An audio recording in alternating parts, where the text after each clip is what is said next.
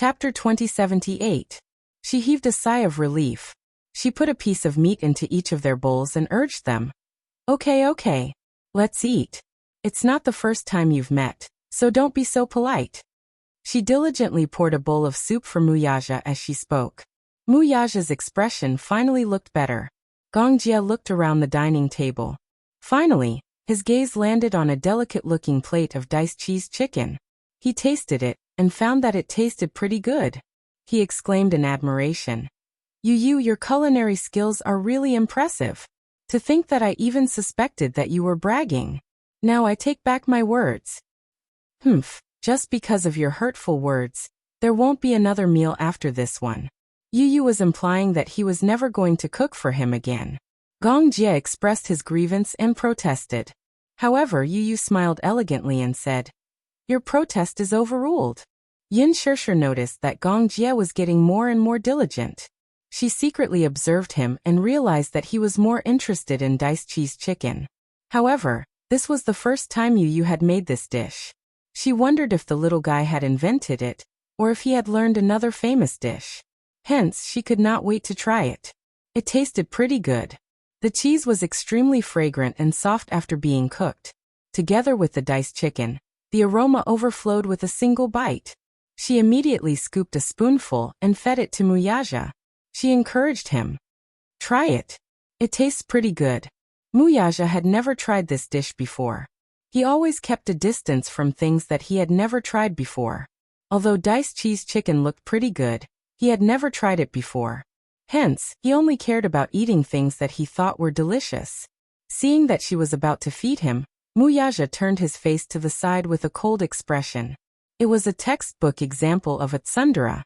Yin Shishir suddenly understood who Yu had inherited his tsundere character from. Eat. Let's eat. Yin Shishir encouraged him. Her fervent expression was just like the enthusiastic salesman in the department stores. Muyaja looked at her and saw the gentleness in her eyes. Only then did the ice on his face break. His eyes were tinged with gentleness. He leaned over and opened his mouth slightly. Unexpectedly, just as he was about to take it, Yin Shishir suddenly retracted her hand and directly put the chicken into her mouth. Muyaja was stunned. At the side, Yu and Xiao Yichen burst into laughter. Mommy was purposely teasing Daddy. Yin Shishir smiled. Her mouth was full, but she did not chew. She seemed to be showing off. She raised her eyebrows at Muyaja, as if she was silently provoking him. She was just pretending to feed him. When he took the bait and leaned over, she would retract her hand and put it into her mouth. Yin Shishir had gotten her way. Seeing that Muyaja was still embarrassed, she raised her eyebrows arrogantly. However, Muyaja suddenly narrowed his eyes and the corners of his lips turned up slightly. There was a mischievous arc in his eyes. Yin Shishir suddenly had a bad feeling. She felt that this man was up to no good again. Before she could react, Muyaja suddenly leaned over and captured her stuffed mouth. His thin lips sealed hers and sucked on her frozen lips. Chapter 2079. Little Yichen was obviously taken aback by this unexpected scene. He shyly covered his eyes and pretended to avoid it, but subconsciously, he could not help peeking through the gaps between his fingers. Yu's face turned slightly red when she saw this. She turned her head away awkwardly, too embarrassed to look any further. Gongjie was even more stunned. He stared blankly at Muyaja as he slowly withdrew his hand. The corners of his lips twitched involuntarily as he stared in bewilderment. Yin Shishir was still in a state of shock. She sat in her seat in a daze. She didn't know whether to laugh or cry as she looked at the calm man sitting beside her. It was as if the scene just now was nothing to him. Or perhaps Gongjie's arrival had caused him to feel repressed for a long time. By releasing himself like this, he could ensure his position in her heart. Secondly, it could be considered as a show of strength to this fellow who had been provoking him all this while. He could show him what it meant to be fed. Muyaja thought somewhat childishly. What kind of feeding was that? This was the real deal. Moreover, he was the only one who could enjoy such treatment. Gongjie also learned that feeding could be done this way. He had learned something new. This brother-in-law of his was no pushover. How could he use such a method to provoke him? In reality, Gong Jie could tell that Mu Yaja was deliberately provoking him. He curled his lips and laughed mockingly. Obviously, he didn't take his provocation to heart. He elegantly put his arm around Yun Shishir's shoulder and complained aggrievedly, "Sister, look. Brother-in-law is jealous of you and me." Mu Yaja snorted coldly. However, Yu added, "Uncle, my daddy is a huge vinegar jar. You should keep a distance from my mommy. Daddy used to be jealous of a dog." Gong Jie's expression froze and his facial muscles twitched. "Huh? What do you mean?" "Mommy raised a poodle. In the beginning, when she wasn't busy with work, she held the dog in her arms almost every day. Daddy was jealous and said that if there was a chance, he must kick this stupid dog out." PFFF. Xiaoyichen covered her mouth and snickered. When she received Gong Jie's incredulous and suspicious gaze, she stretched out her little hand and said, "Yes, I can testify that there is such a thing." Mu Yaja, on the other hand, drank a mouthful of soup in a serious manner, as if he didn't feel that this was a shameful thing. Instead, he was dignified and had an expression that said, "So what? I'm just jealous."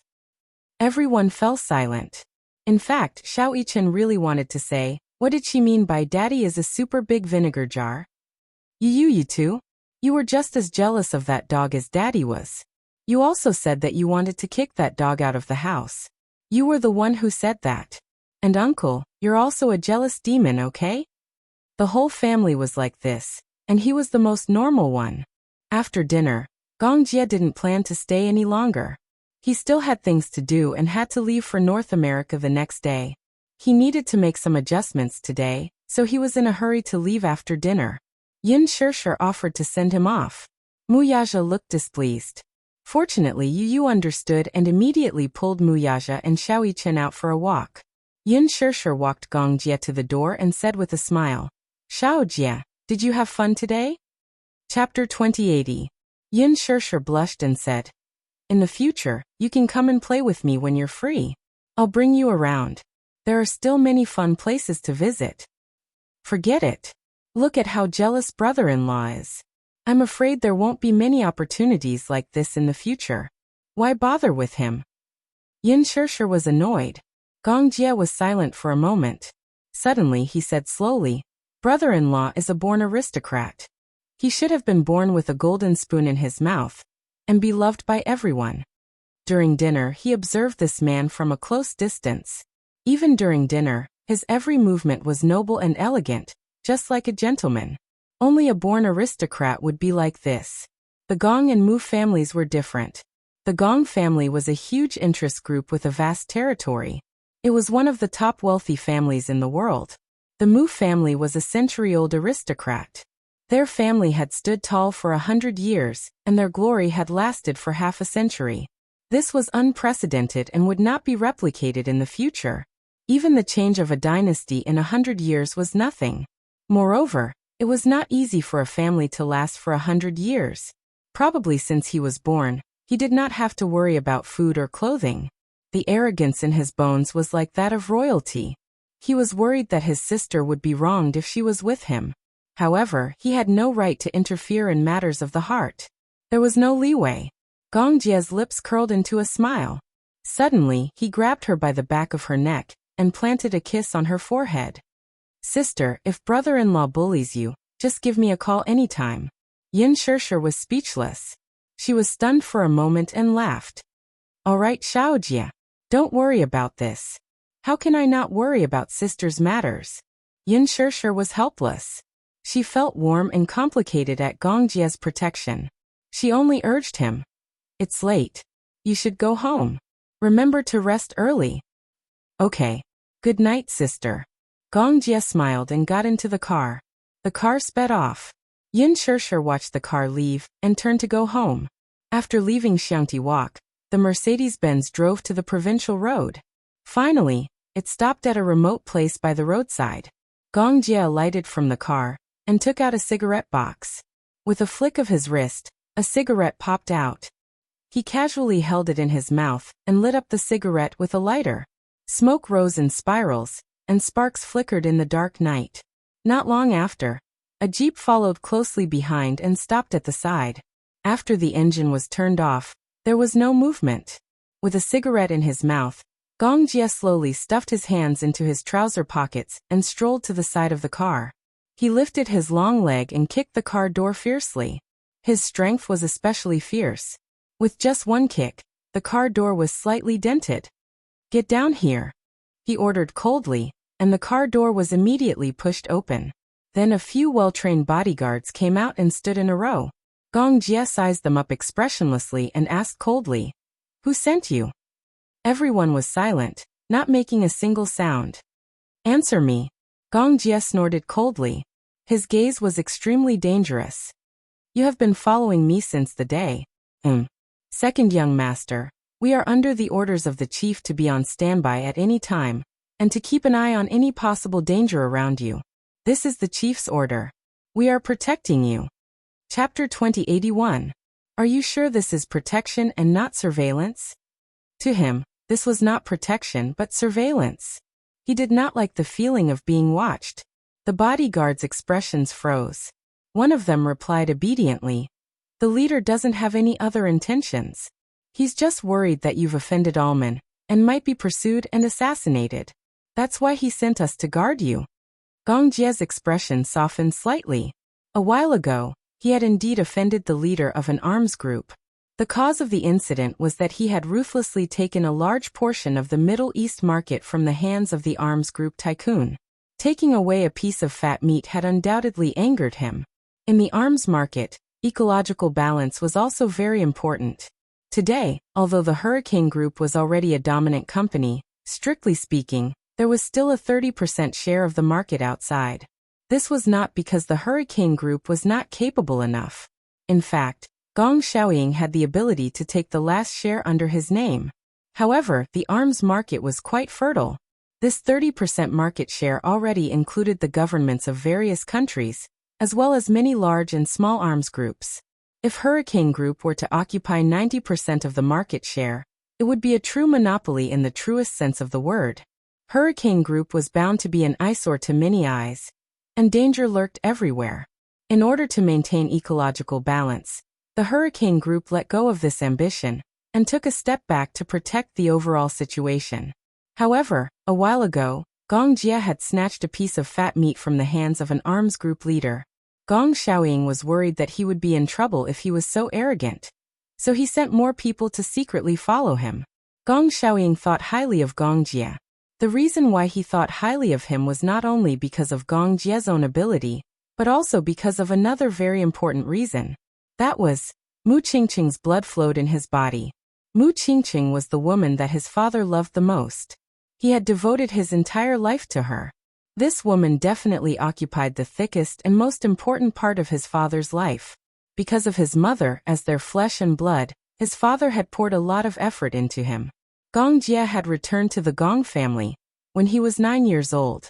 He had experienced many dangers and bloodshed, and with Gong Xiaoying's strong support, he was able to achieve his current status.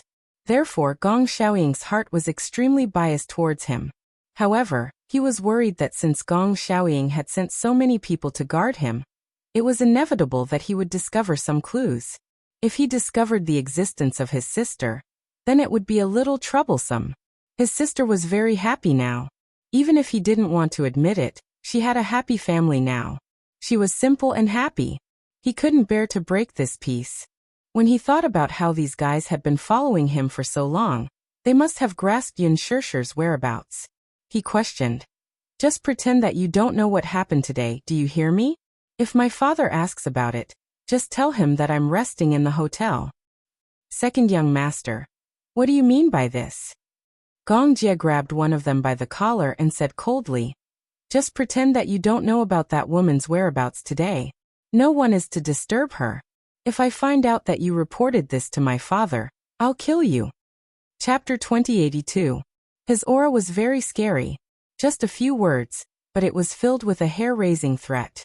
They hurriedly nodded and immediately expressed that they would not make this matter public. "That's good. Go back and tell father that I don't need your protection, understand?" "Yes. Second young master, understood. Go back." Gong Jie waved his hand to chase them away. The bodyguards meticulously got into the car, and then quickly left. He turned around, his gaze deep. When Yin Shirshir returned home, Mu Yaja had already returned home, but she did not see the two little fellows. She thought that he must have driven the two little fellows out for a walk on the way home, and came back first. Mu Yaja stood on the balcony. It was rare that he was not working in the study. Instead, he just stood there, smoking silently. In the ashtray beside him, there were a few cigarette butts. Yin Shirshir carefully counted them. There were actually quite a few. Today, his smoking addiction seemed to be very strong. One cigarette after another. Things like cigarettes were actually not good. It was harmful to the body. She rarely saw him smoke, especially such a strong one. This was the first time she saw it. Ever since he returned home, she sensitively sensed that he seemed to be in a bad mood today. Something must have happened in the company. Yin Shirshir slowly walked over. Her footsteps were so light that he did not notice when she entered the room. She carefully wrapped her arms around him from behind. Mu Yaja was startled. Realizing that it was her, he reached out his hand and gently covered the back of her hand. He smiled faintly. "You're back?" And Yin Shirshir responded and went around to him. She took his cigarette and put it out in the ashtray. She reproached him. "You're smoking a lot today? Are you in a bad mood?" "No." "You're still saying no? You definitely wouldn't smoke so much usually." Yin Shirshir could not help but be a little worried. "Did something happen in the company? Why don't you tell me about it? I can give you some advice. What kind of plan can you come up with?" Mu Yaja lovingly smiled and gently rubbed her head, but his eyes were playful. "Even if I can't give you any advice, I can at least give you some advice." Mu Yaja smirked and said, "Today, second uncle came to talk to me. He said that if I continue to be entangled with you, he will consider another candidate for the patriarch position." "What do you mean?" "Don't think too much." Yin Shirshir quickly shook her head. "I won't. Don't worry. If there's anything, just tell me." Mu Yaja suddenly asked seriously, "Let me ask you first, if I am no longer the lord of the Mujia, are you still willing to follow me?" Yin Shirshir pondered for a moment. She did not know where he stood on this question. After a moment of silence, she smiled and said honestly, "I didn't choose to follow you because I coveted the patriarch position. At first, I chose to be with you because I wanted you to have a father. I wanted him to grow up in an environment where he could play the role of a father and accompany him. Secondly, I like you." Mu Yaja's eyes flickered. He already had this answer in his heart, but now that it came out of her mouth, it gave him great comfort. He knew that this woman was devoted to him, and she did not covet his other identities. He knew this very well. Chapter 2083. Mu Yaja suddenly said in a deep voice, "The reason why I'm able to become the head of the Mu family is because of my bloodline and second uncle's support. This afternoon, second uncle came to the company and talked to me. It was more of a showdown than a conversation." "A showdown?" "He said that if I continue to be stubborn, he might support someone else to inherit the position of the head of the family. He's very unhappy about my marriage with you." This afternoon, Mu Linfeng went to the Mu group to look for him, and had a serious talk with him. His first request was that he immediately divorce Yin Shirshir, a troublesome woman. Secondly, he said that if he was willing to divorce Yin Shirshir, not only would he hand over 10% of his shares, but he would also arrange a marriage for him to marry the princess of the Morocco royal family. This way, not only would the Mu family's status rise, but it would also be a great benefit to him. If it had been a few years ago, he might have expressed great interest, and would not have needed to think too much about it. He would have agreed very quickly. After all, it didn't matter who the marriage partner was. As long as it could bring him benefits, it was enough. But now he didn't think so anymore. He could lose everything, but he couldn't lose her. Mu Yaja rejected this condition without thinking. Mu Linfeng immediately showed great disappointment. Mu Yaja knew that Mu Linfeng was already very disappointed in him. He had already done his best to come to this point. What he needed was not an outstanding head of the family, but an obedient chess piece. Unfortunately, he wasn't such a chess piece. Thus, Mu Linfeng wanted to support Mu Yanqing to become the head of the family. Even if he didn't say it explicitly, Mu Yaja already guessed the answer. Everyone in the Mu family, especially the elders of Mu Linfeng's generation, had different thoughts about him. Ever since he became the head of the family, his actions were too big, so much so that Mu Linfeng developed a great hostility toward him. In fact, Mu Yaja originally wanted to leave the Mu family and seek another world, but now was not the best time. Although the Xingyu financial group under his name was of a decent size, it still lacked a lot of resources. Relying on the Mu family, he couldn't let go of the position of the head of the family. Originally, his plan was very good. Everything was going according to plan. Only Yin Shishir's appearance was outside of the plan. Because of her, he had angered many people. In the eyes of these people, he could no longer be tolerated. They wanted to eradicate him and kick him out of the Mu family. Yu Yu had already considered this issue and had discussed it with him. Yu Yu had also stated that as long as Daddy needed it, all the forces under his name would be at his disposal. However, Mu Yaja was arrogant, especially when it came to his career. How could he rely on his son? He refused without thinking. He had accepted his son's kind intentions, but he had not reached the point where he needed to rely on his son's influence to expand his territory. However, this point was still within his grasp. If Mu Linfeng ignored the big picture and was bent on eliminating him, in the end, both sides would suffer. Moreover, the Mu group's vitality would be greatly damaged. Without him, the Mu group would only turn into a ruin. Chapter 2084. The horn of war had already sounded. What was coming next might be an extremely cruel war, but he was not afraid at all. Yin Shishir held his hand and smiled. No matter what it is, I'll face it with you. Okay. Mu Yaja held her hand and pulled her into his embrace, kissing her forehead. As the new year approached, Yin Shishir was already prepared to buy New Year's goods. She found out that there was a mall that was offering discounts for the entire store. In order to welcome the Lunar New Year, the items were very cheap and were worth the price. Hence, she specially called Mu Yaja and asked him to come home earlier tonight. It just so happened that Mu Yaja returned home early at 6 o'clock in the evening. Yin Yeqing and Yin Yeho were also there. After a hearty dinner, the family drove to the mall. Yin Shishir had just stepped into the mall when she felt a crow flying over her head. Have you ever seen a mall without a single person? The first thing she saw when she stepped into the mall was a mountain of goods with discount signs hanging all over it. However, other than the festive music playing from the loudspeakers, everything else in the huge mall was silent. Other than the salespeople and employees stationed in the mall, there was no one else. Yin Shishir was nervous for a moment. She thought that the mall was not open for business, but there was no sign at the entrance saying that it was closed today. She went to the service counter to ask about it, but the first thing the attendant said made her feel like she was in a dream. You're Madam Yin Shishir, right? How do you know my name? Yin Shishir was stunned. She smiled and explained. In order to welcome you and not cause you any trouble, the mall has already been cleared according to Chairman Mu's instructions. Cleared. Yin Shishir's eyes widened. At the side, Xiao Yichen and Yu Yu curiously leaned on the counter. They sized up the mall and instantly understood what was going on. Daddy probably did not like places with too many people, so he ordered the mall's manager to clear the place in advance. Mommy is a public figure. Yu Yu reminded her kindly. Daddy must be afraid that there will be too many people, and it will cause unnecessary trouble. That's why he ordered them to clear the area. That's so boring. Shopping for New Year's goods has to be done in a crowded place to enjoy the new year. Yin Shishir said with some frustration. In fact, she was fully prepared when she left the house. She was fully armed and equipped with everything she needed. However, when she walked into the mall, there was no one there. She had been eyeing them covetously and waiting for them. In the end, Xiao Yichen covered his mouth and snickered. Looks like Daddy's good intentions have backfired.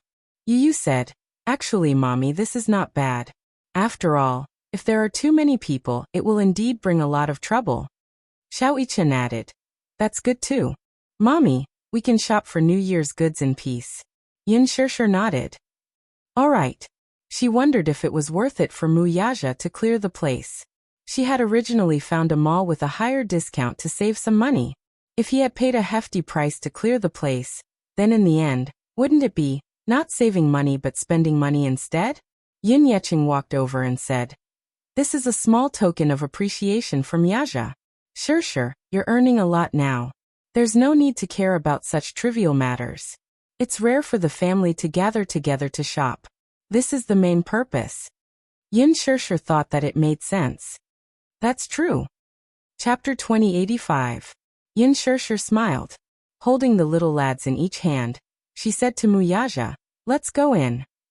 Muyaja walked over and gently took Yu's little hand from her. Yun Yeching pushed Yun Yeho's wheelchair, and the family entered the mall in a grand manner. Other than peanuts, melon seeds, and pistachios, they also prepared gifts for visiting relatives and friends during the new year.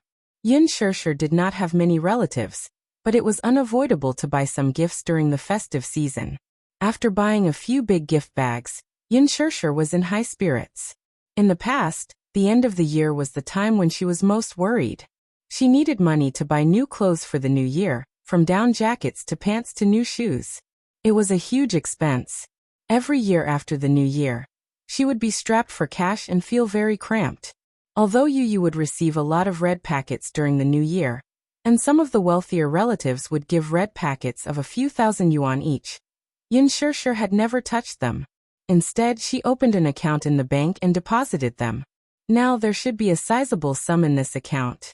Now that she had earned a lot, she no longer needed to shop around and compare discounts before making a decision. If she saw something she liked, she would just add it to the shopping cart. After shopping for the New Year goods, Yin Shishir led the family to Brand Street to buy new clothes.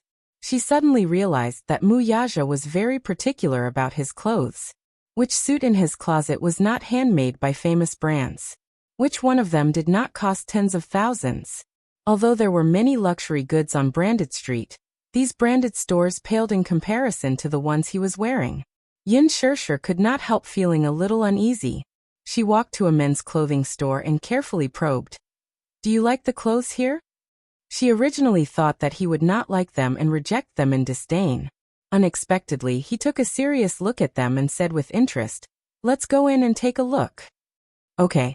Yin Shishir smiled brightly and held his hand as they walked in. The clothing store was selling overcoats with good designs. All of them were slim fit and complemented one's physique well.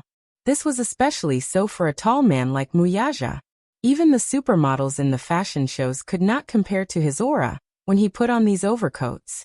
Yin Shishir picked a few designs and asked him to try them on. Muyaja patiently tried them on one by one. It wasn't the first time she had bought clothes for him, but it was the first time she had bought clothes for him that cost at most a few thousand yuan. She didn't know why, but she actually had the ability to buy him those big brands. But when she saw him wearing the brands that he liked, which were slightly less impressive, she felt that their worlds were finally on the same level. It was as if he had integrated into her world. This kind of intimacy was indescribably warm. While Muyaja was trying on the clothes, Yun Yeching pushed Yun Yeho to the other stores to look at the silk quilts. Xiao Yichen and Yu sat on the sofa and waited. Yin Shishir, too, went through the clothes one by one, wanting to choose a few that were more compatible with his aura. She didn't put on any makeup when she went out today. She was completely barefaced, and she was wearing a very low furry hat and a pair of glasses. Therefore, she didn't look as bright and beautiful as she usually did on the screen. Instead, she looked more reserved and gentle, which was unique to women. She didn't look as dazzling as before. Chapter 2086. Try this one on. Yin Shishir picked up a long trench coat. Muyaja only nodded lightly. Okay. He took the coat and walked into the small fitting room. Yin Shishir couldn't help but worry that he would hit his head. The shop assistants didn't recognize her at first glance. Blushing, they went up to her and asked softly, pretty lady, is this handsome guy your husband?" Yin Shishir was a little uneasy. She was a little worried that they would recognize her. However, when she saw the stunned expressions on their faces, she guessed that they were probably focused on Muyaja and didn't notice her.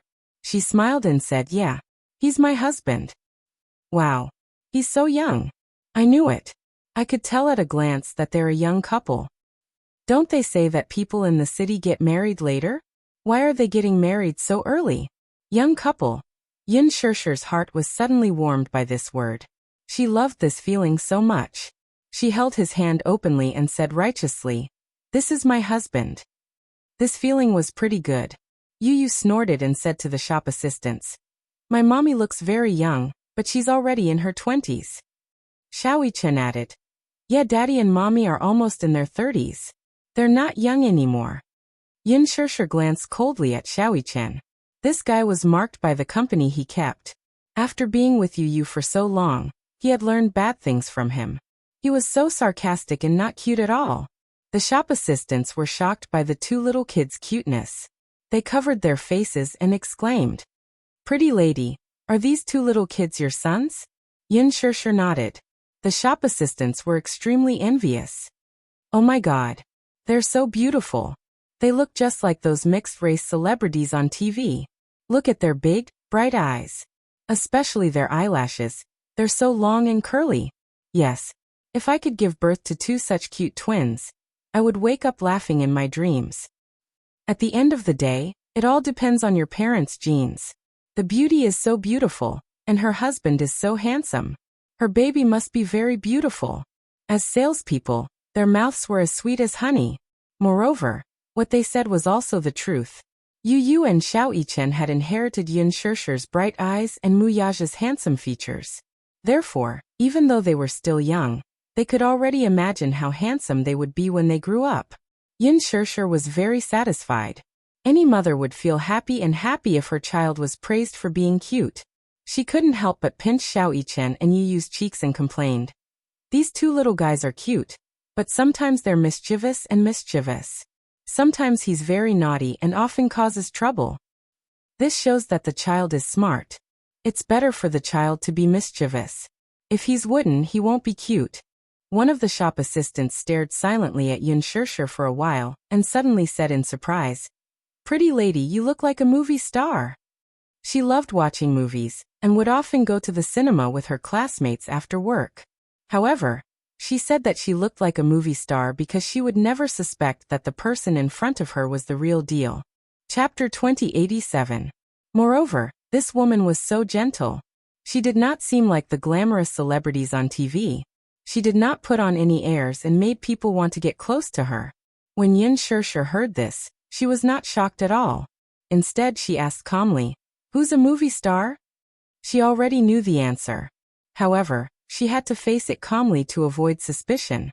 The shop assistant said excitedly, "Yin Shishir, there was a very popular movie called The Green Apple a while ago. Have you seen it, beautiful?" "Yes. Now that you mention it, it reminds me. Indeed, many people say that I look like a movie star, but I never pay attention to the actors when I watch movies, so I can't remember who it is." Yu's lips twitched. Mommy's ability to spout nonsense with a straight face had improved. It seemed that her ability to react on the spot had improved. If it were in the past, she would have felt guilty. "Have you seen that movie? Gu Xing's starred in it.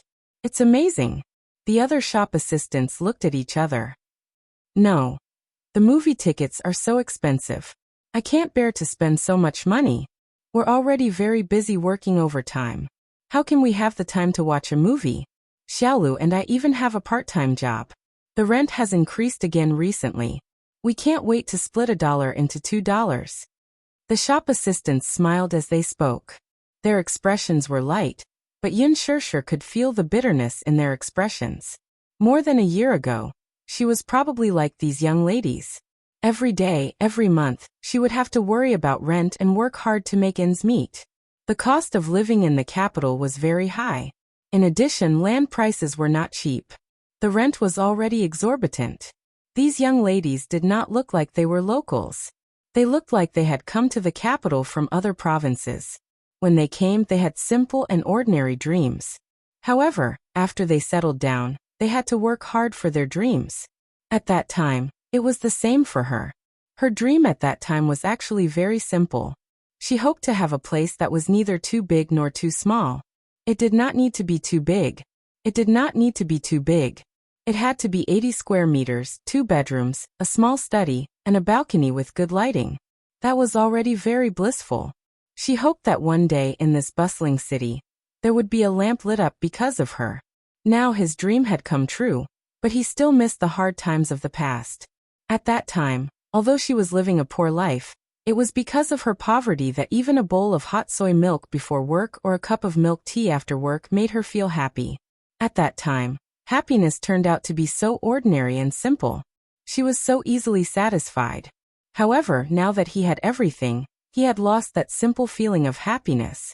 She would no longer feel happy simply because of a bowl of soy milk or a cup of milk tea. When a person had too much, their mentality would change as well. Or perhaps, it would be harder for them to discover the happiness in the ordinary. At this moment, she was even more envious of her past self. She was envious of these optimistic young ladies who embraced their dreams. Muyaja had once said that he envied her. At that time, she often couldn't understand it, but now she understood it deeply. He was probably envious that she could find happiness in the ordinary and simple. Chapter 2088. A few shop assistants immediately surrounded him and led him to the mirror. Yu also looked over and couldn't help but widen her eyes. Xiaoi Chen, on the other hand, was so stunned that his mouth gaped open. Wow! He jumped off the sofa and ran to Muyaja's side. He circled around him, his watery eyes shining with amazement. Daddy looks so handsome in this. Right. This handsome guy looks really handsome in this trench coat. He doesn't pale in comparison to those handsome celebrities on TV. Your mommy has such good taste. She really knows how to pick. At least, I've never seen a customer who can wear this trench coat so elegantly. These words weren't from the shop assistant's mouths or flattery. Muyaja's trench coat did indeed suit his aura. Wasn't there a saying that went, "Clothes make the man, and gold makes the Buddha"? If a person was handsome, it would be the icing on the cake if he had a matching piece of clothing. Yin Shishir couldn't help but feel smug. Those shop assistants kept saying, "You have such good taste." It was enough to make her feel like she was floating in the air. Muyaja stood in the mirror and took a look. He also felt satisfied. Not bad. Just one word was enough to show that he was really satisfied. He was an extremely introverted man. When he encountered something that he was especially satisfied with, it was difficult for him to easily express his joy. For ordinary things he would only say, "It's okay." If he said, "Not bad," it meant that he was very satisfied. Yin Shishir smiled brightly. She held his arm and said with a smile, "Don't I have good taste?" "Yeah. Then why don't you give me a reward?" Yin Shishir said deliberately. "Reward?" Muyaja's handsome face turned to face her calmly. He raised his eyebrows slightly, but it was full of mischief. "What reward do you want?" Yin Shishir didn't say anything. She only said, "Hee. It depends on your performance." Muyaja suddenly held her face and gave her a light peck on her red lips. His eyes were full of indulgence as he lightly touched the surface of the water. The shop assistants behind them were caught off guard and were stuffed with dog food. They couldn't speak of their bitterness. Ah, seriously? What was with this public display of affection? Did he consider the feelings of the single people? They were still single and didn't have boyfriends. Being showcased by such a loving couple, the few of them felt like they had been beaten to a pulp. Yin Shishir turned around and asked, "How much is this dress?" "Miss, are you sure it's this dress?" "Yes. This gown is on sale recently. The original price is 2,999 yuan. The current price is 2,199 yuan. 21.99. She could not help but frown. So cheap. She entered and saw the luxurious decor inside. She thought that the clothes would cost more than 10,000 yuan. This was a brick-and-mortar store, and it was so affordable. However, when the shop assistants saw her frown, they thought that she was complaining about the price. They immediately tried to persuade her. "Don't be fooled by the price. It's not just because it's cheap. The material and quality are all here. You can touch it. It's handmade and made of real wool. Yeah, I'm not complaining about the price." Yin Shishir immediately explained. Did she look so poor that she couldn't even afford 2,199 yuan? "Can I pay by card?" "Yes." The shop assistant brought the card machine over. Yin Shishir handed over a card, paid and signed. The shop assistant took the dress to be ironed, packaged, and handed it to her. "You and your husband are so loving. I'm so envious." Chapter 2089. Yeah. Your husband dotes on you a lot. The way he looked at you when he kissed you just now was really enviable. If I had a husband like that, my life would be perfect. Yin Shirshir smiled and stuck out her tongue mischievously. Actually, he's quite a wooden person. He looks very cold. The shop assistants were smiling, but they were criticizing him in their hearts. Ah, you think so too? Your husband is really cold. Aside from you, he's as cold as an iceberg to strangers. Yin Shirshir held on to Muyaja's arm. After they walked out of the mall, Yu and Xiao Yichen were clamoring for milk tea. The weather at night was exceptionally cold. Especially as they went further north, the wind at night felt like it was filled with ice, and it was especially torturous. Yu and Xiao Yichen didn't like milk tea, but the weather was so cold that they felt much warmer with a cup of milk tea in their hands. While they were waiting in the milk tea shop, Yin Shirshir was also feeling a little uncomfortable from the cold. She kept blowing into her palms and rubbing them. When Muyaja saw this, he walked over and gently wrapped her hands with his large palms. His hands were unexpectedly warm. His large palms completely wrapped around her small hands, and the warmth from his palms was continuously transmitted to her. Yin Shirshir was a little surprised. Your hands are so warm. Muyaja's lips curled into a smile as he held her hand tighter. He had always kept his hands in his pockets and rarely took them out. Along the way, his hands were already warm from holding them. Muyaja lowered his head and gently exhaled on her small hands. He rubbed them gently with a serious look on his face, as if he were doing something very important. Yin Shirshir's gaze suddenly froze. She stared at his handsome face in a daze and couldn't look away. He carefully rubbed her hands and suddenly realized that she was looking at his face. He furrowed his brows and looked up. When he met her gaze, he saw that she looked a little surprised. Puzzled, he asked, "What's wrong?" "Nothing." "Why?" She snapped out of her daze and smiled. "I'm just looking at you." Muyaja gently kissed her fingertips that had turned red from the cold. His voice was so gentle that it seemed as though water could be squeezed out of them. "Are your hands still cold?" Yin Shirshir's face heated up from his doting gaze. She shyly lowered her head and stammered, "Yeah, they're not that cold anymore." Muyaja held her hands in his arms and said softly. Feeling uneasy, Yin Shirshir awkwardly shifted her face away shyly. "Oh, it's nothing. It's just red from the cold." It would have been better if she did not turn around. The moment she did, she saw little Yichen and Yu standing at the side with mocking expressions. The two little guys were imitating them. Yu stood facing Xiao Yichen and held Xiao Yichen's hands like a boyfriend. He said affectionately, "Are you freezing?" Xiao Yichen pretended to be extremely shy. His eyelashes fluttered nervously, and he looked as shy as a little deer. He lowered his head and said hesitantly, "No." Yu imitated Muyaja's earlier behavior. He gently lowered his head and kissed his fingertips. He looked up and affectionately repeated what Muyaja had said earlier. "Are your hands still cold?" "Yeah. They're not that cold anymore." Chapter 2090. On the other hand, Yu went all out with his acting. He imitated his father's overbearing and affectionate manner, and stuffed Xiao Yichen's hand into his chest. Yin Shirshir was speechless. These two rascals. Were they purposely imitating their loving scene to make fun of her? Xiao Yichen put on a shy expression. He smiled coquettishly as he tried to push him away. Yu, on the other hand, coldly recited his lines. "Are you shy, baby?" Xiao Yichen blushed as he mumbled. "A what? You're calling me baby in front of outsiders. I'm so shy." Yin Shirshir couldn't help but feel ashamed. Muyaja glanced at him and grunted. It was an extremely cold sound, but it seemed to be a signal. Xiao Yichen immediately retracted his hand. Then he raised his hand and accused, "It's not my fault. It's Yu's fault." Yu was exasperated. What an irresponsible fellow. He had cooperated well. Now, with just a glare from his father, he had become the scapegoat. After the milk tea was made, the three of them each had a cup. They weren't in a hurry to drink it. Instead, they warmed their hands first.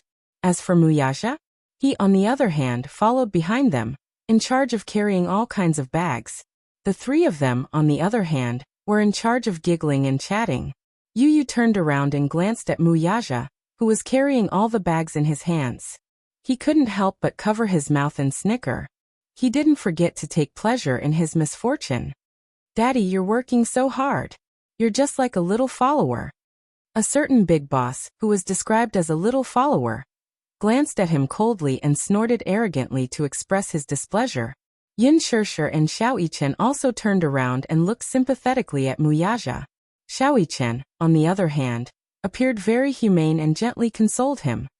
Daddy, you did well. You've worked hard today. Stinking brat, you only know how to gloat. Even so, Muyaja felt a sense of warmth that he hadn't felt in a long time. In the past, he didn't have much of an impression of the new year. It was hard for him to feel the warmth of the Chinese New Year. What he felt the most was that it was close to the end of the year, so the bank's approval process for financing was much slower.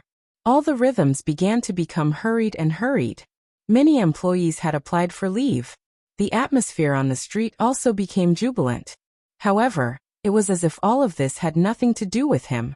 As usual, even on New Year's Eve, he would often work overtime in the company, facing the boring annual reports and a thick stack of proposals, listening to the hands of the clock as it slowly approached midnight. He could not experience the so-called happiness of a family reunion during the Chinese New Year, nor could he understand the difference between the Chinese New Year and normal days. Now, however, he could vaguely taste the warmth of the Chinese New Year. Xiao Yichen walked over and took the 2 gift bags from his hands. The little guy was strong, so the 2 bags were relatively easy for him. Yin Yeqing and Yin Yeho bought 4 silk quilts. As the weather turned cold, he thought that he should change the quilts for the new year. The silk quilts were very warm. Since they were on sale now, he bought 4 sets in one go. One for Xiao Yichen and Yu Yu, one for Muyaja and Yin Shirshir, and the other 2 for him and Yin Yeho. It was just nice. Chapter 2091. In the parking lot, a group of people chatted and laughed as they walked to the parking lot. After placing their luggage in the trunk, they got into the car. Muyaja had just closed the trunk when he acutely sensed a strange gaze behind him. He turned his head warily and glanced around, but he did not notice anything out of the ordinary. His intuition was especially sharp. Even if he was being watched from 100 meters away, he could still raise his guard. He kept feeling a pair of extremely cold eyes staring at him, silently sizing him up. That gaze seemed to be filled with thorns, as if it could not wait to pierce through the muscles on his back and into his heart.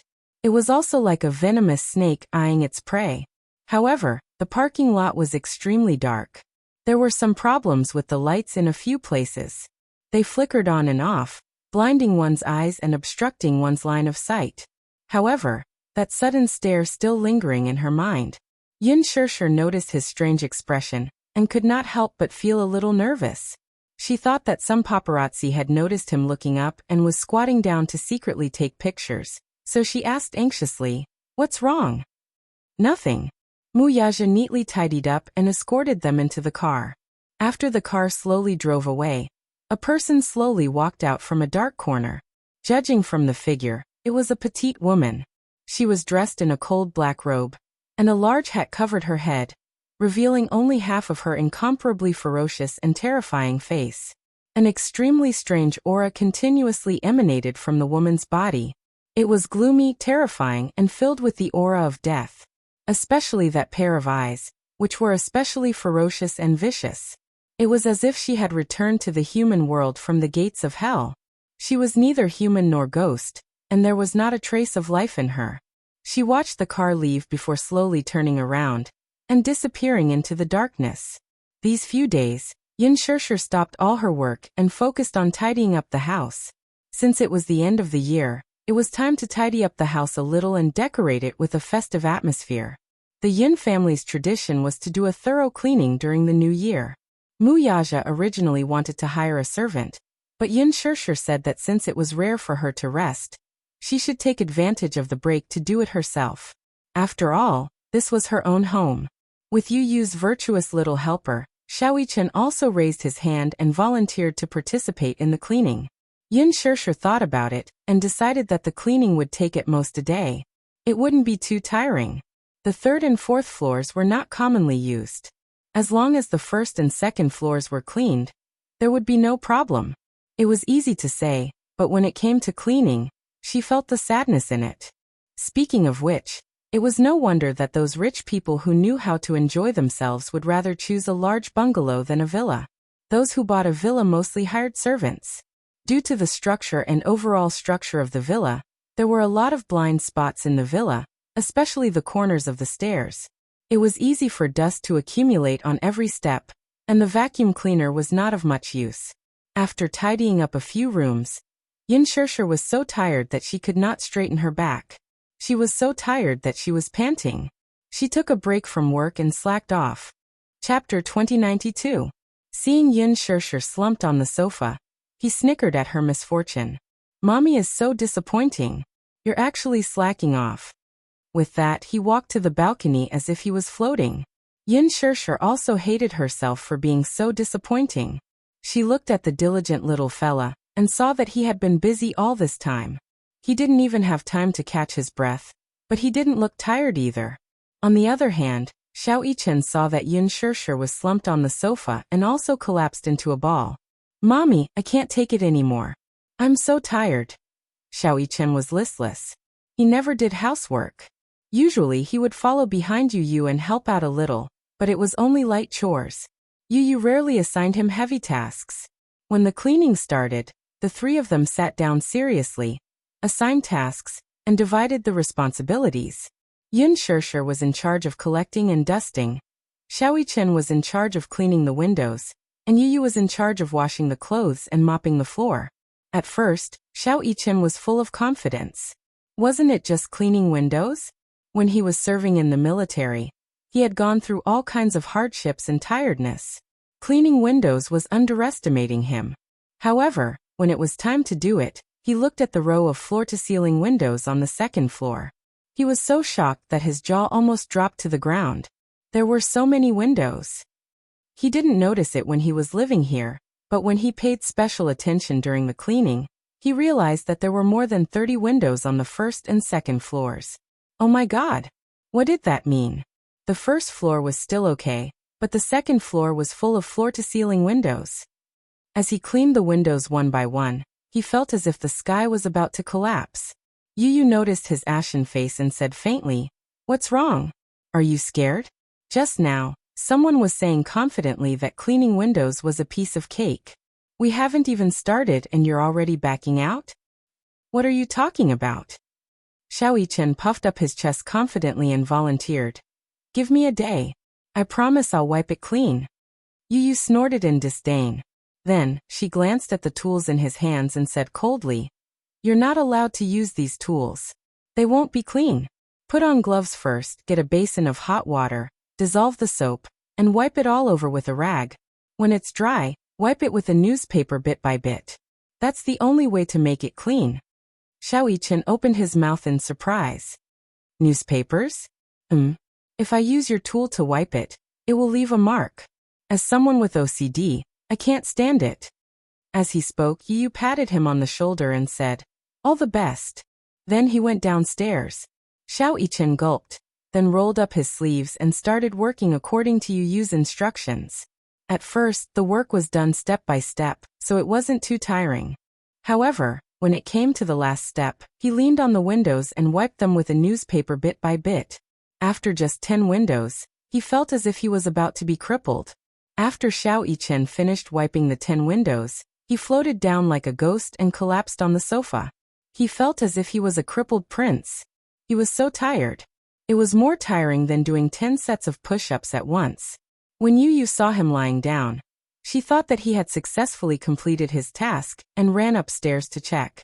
However, when she saw that he was only halfway done, she said angrily, Muichen, come up here. Like an obedient puppy, Muichen obediently ran upstairs and was fiercely reprimanded by his younger brother. Are these windows considered clean? Chapter 2093. It's only clean when it looks like there's no glass in it. Yin Shirshir's scalp went numb when she heard that. She couldn't be bothered to slack off and went to tidy up the cloakroom. However, the more she tidied up, the sadder she felt. Usually when she came home, she didn't ask about the housework. However, every time she came home, the house was very clean and there wasn't a speck of dust. Although to a certain extent, this was due to the hired helpers, it was more due to Yu's usual love and acceptance. especially in the cloakroom. The clothes, shoes, and hats were all neatly arranged. Yin Shirshir even suspected that Yu Yu was a Virgo. At night, Yin Shirshir was so tired that she was fuming. She felt as though her soul was about to come out of her mouth when she lay down. She was really exhausted. Xiao Chen was equally exhausted. He slumped on the sofa and responded lazily to whatever she said. He didn't have any energy at all. As for Yu Yu, not only did he complete his role perfectly, but he also washed the clothes and mopped the floor. He had already returned from grocery shopping and was preparing dinner in full swing in the kitchen. This guy, didn't he know how to be tired? The problem was, although it was just washing the clothes and mopping the floor, many of the clothes in the house had to be washed by hand and not by machine. Furthermore, there were a few places where Yu Yu had to kneel on the floor and wipe them clean bit by bit. God, why was this guy so energetic? She wanted to ask him if he was tired after doing so much, but she was too embarrassed to ask. She couldn't even compare to a child. Yin Shirshir pulled herself together and got up. She walked to the kitchen and asked if she needed help. However, when she opened the door, she saw Yu Yu carefully picking the vegetables with his head lowered.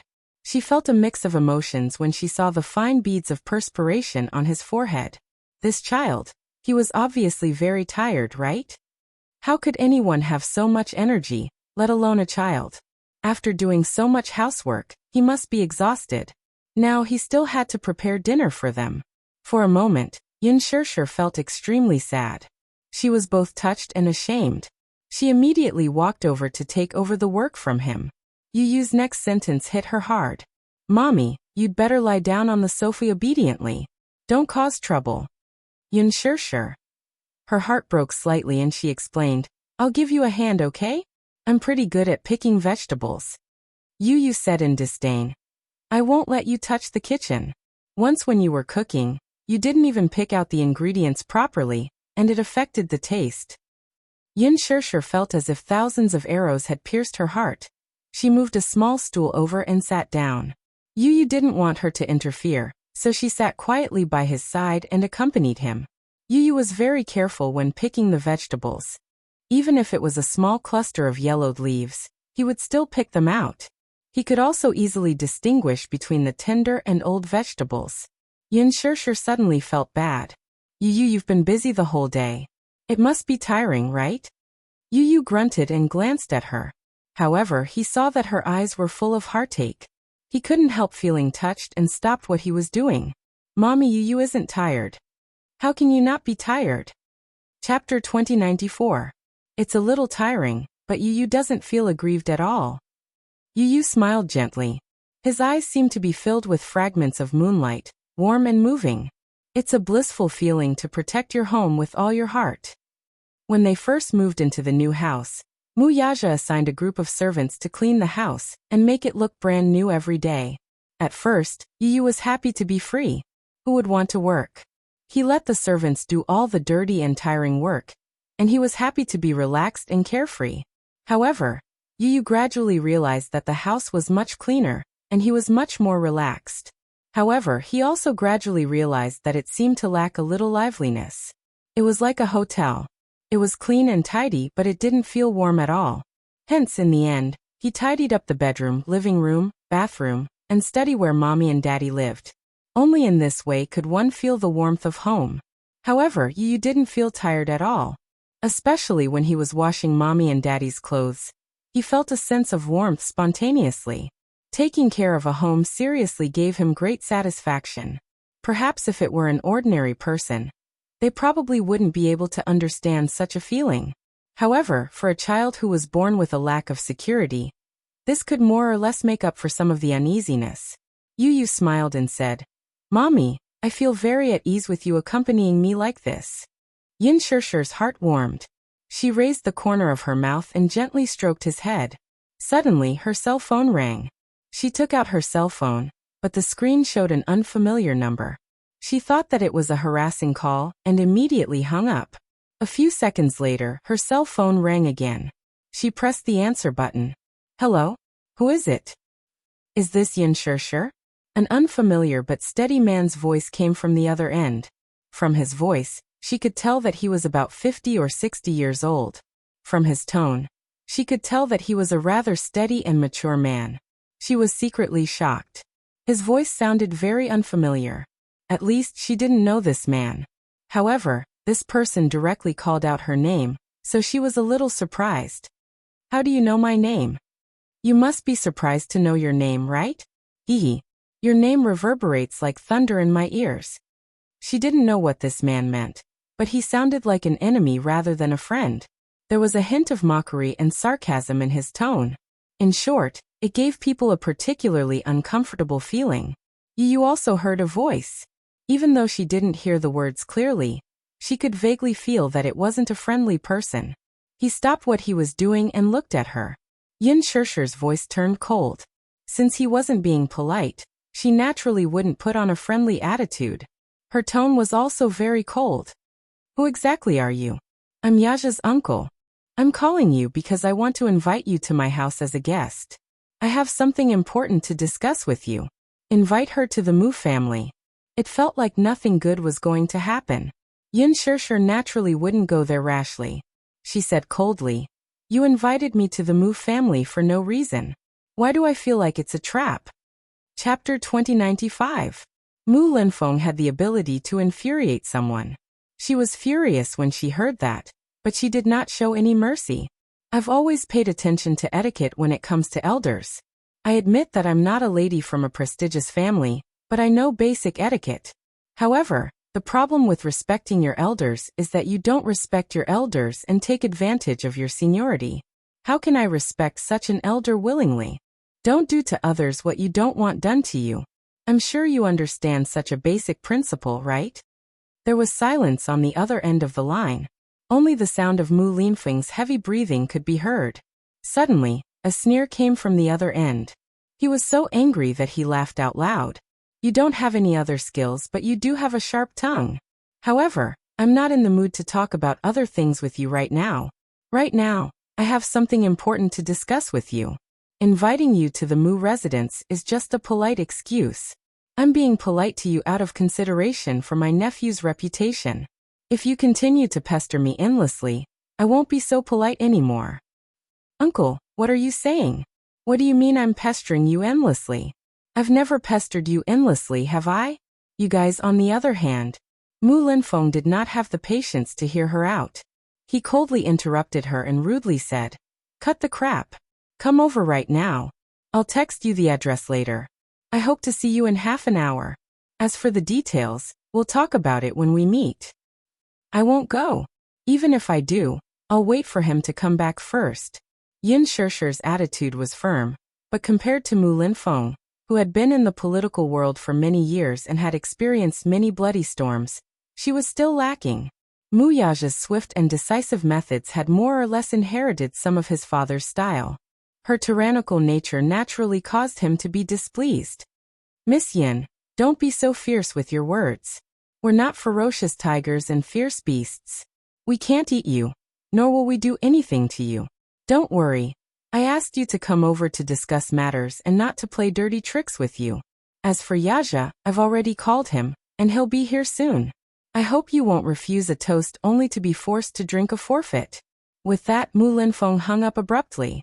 Yin Shishir gripped her phone tightly. She was already burning with anger, but after hearing Mu Linfeng's overbearing words, this anger turned into an inferno. She increasingly felt that this old man was being unreasonable. Why should she go? What important thing could it be? What good could it be? She doesn't covet the title of young mistress of the Mu family at all. On the other hand, the Mu family kept chasing after her and pestering her endlessly, making her very annoyed.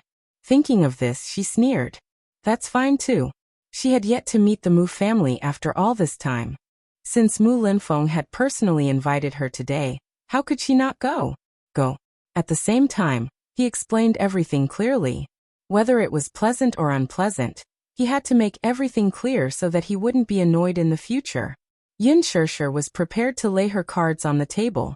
She stood up and said to Yu, Mommy has something to do and needs to go out. You and Xiao Yichen stay at home obediently. Mommy, where are you going? I have something important to do. You guys have dinner first. Mommy will come back later. I'll go with you. Chapter 2096. Having said that, Yin Shirshir walked to the living room, put on a jacket, tidied herself up and left in a hurry. Xiao Yichen chased after her in a hurry, but Yin Shirshir had already left. Confused, he turned around and asked, Yu, did you make Mommy angry? Yu glared at him. How is that possible? Mommy said she had something important to attend to, so she went out. Oh. What is it? Yu furrowed his brows and said in a deep voice, I think the Mu family invited her over. They said they have something to discuss. Xiao Yichen was stunned. Yu suddenly asked, Who is Daddy's second uncle? Xiao Yichen could not help but widen his eyes. Second uncle? Did second uncle ask Mommy to go over? Yu nodded with a solemn expression. Xiao Yichen bit his lip and paced back and forth in the entryway. Suddenly he said, What should we do? Second uncle is very domineering. I'm afraid Mommy will be aggrieved if she meets him alone. No, I want to go to the Mu family too. Yu suddenly whipped out his phone and called Li Hanlin. Li Hanlin was arranging the annual financial report. When he received the call, he immediately put down his work and said that he would be there soon. Before long, Li Hanlin arrived in his car. Yu and Xiao Yichen got into the car in a hurry. Li Hanlin turned around and asked, President Yin, what can I do for you? Go to the Mu family. Li Hanlin was stunned. The Mu family? Yes. Yu glared at him when he saw that he was still in a daze. Right now. Okay. Li Hanlin did not care what was going on. He immediately put the car in gear, and the car sped off. By the time Yin Shirshir arrived at the address Mu Linfeng sent her, it was already 7 in the evening. Her stomach was rumbling with hunger, but at this moment, she did not feel hungry at all. She was filled with anger, and her anger could not be quelled. She got out of the car, paid the bill, and walked towards the Mu family's gate. The main residence of the Mu family is located at Shirmao Champagne Lake, which is the most expensive land in the capital. In the beginning, there were other residents in the Shirmao Champagne Lake villa area. Most of them were of noble status and had a net worth of hundreds of millions. Later, the Mu group simply bought the entire land. Other than the Mu family's main residence, the rest of the land was razed to the ground overnight. Then, they redesigned the area around the Mu family's main residence according to feng shui. Yin Shirshir had learned about this place.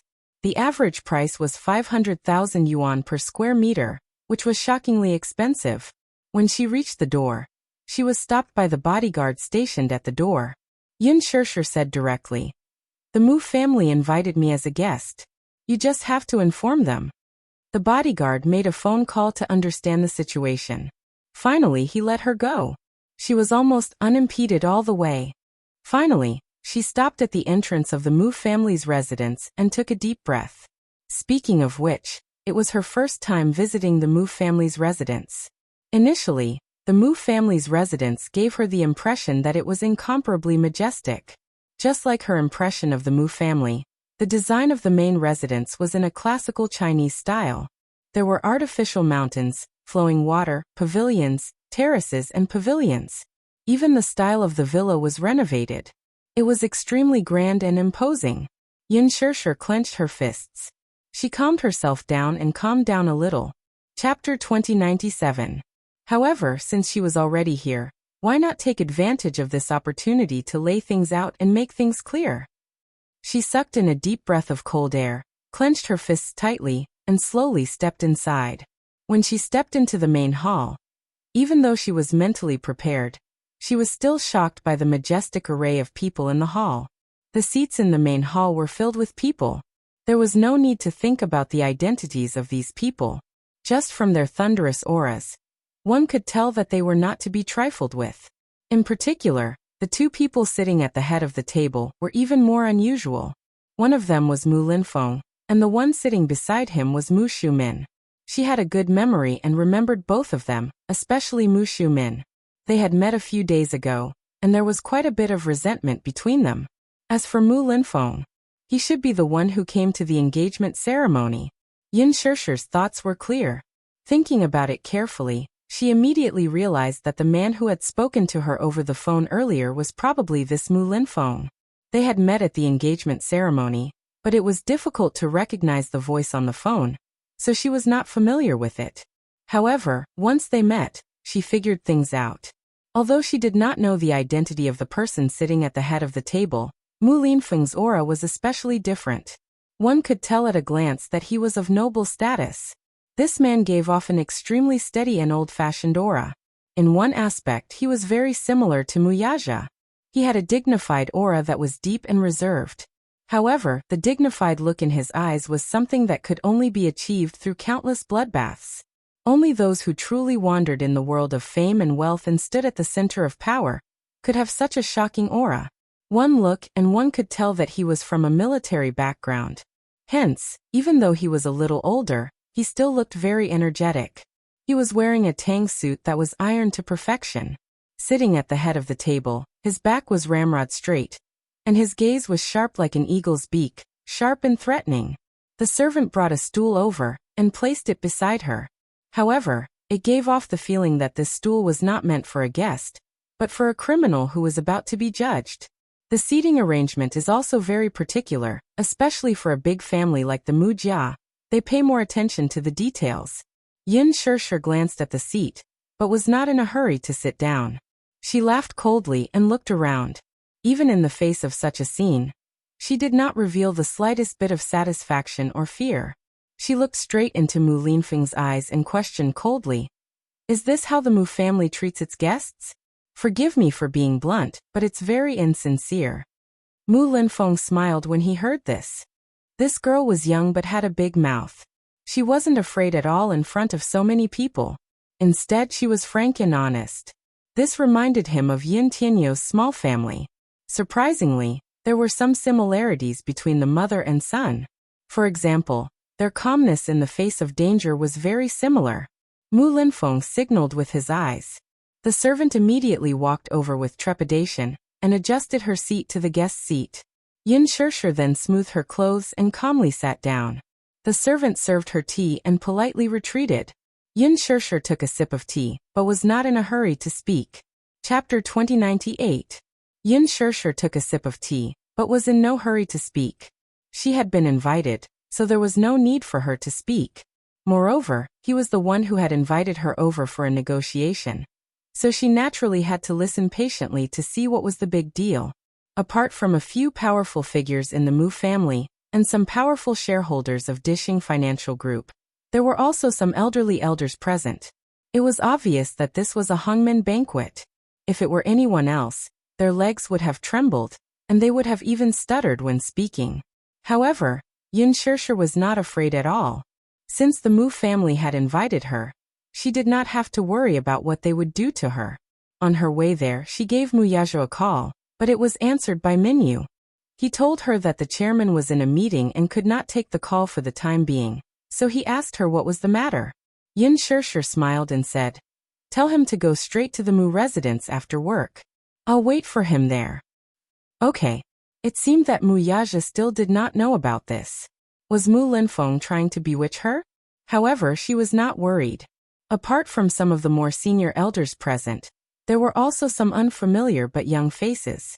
Yin Shirshir immediately saw the young man sitting upright beside Mu Shumin. From his face, the man looked young and was in his 20s.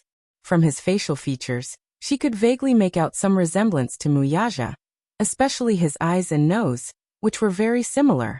Although they were not exactly the same, they were at least 50% similar. Speaking of which, genes were really interesting things.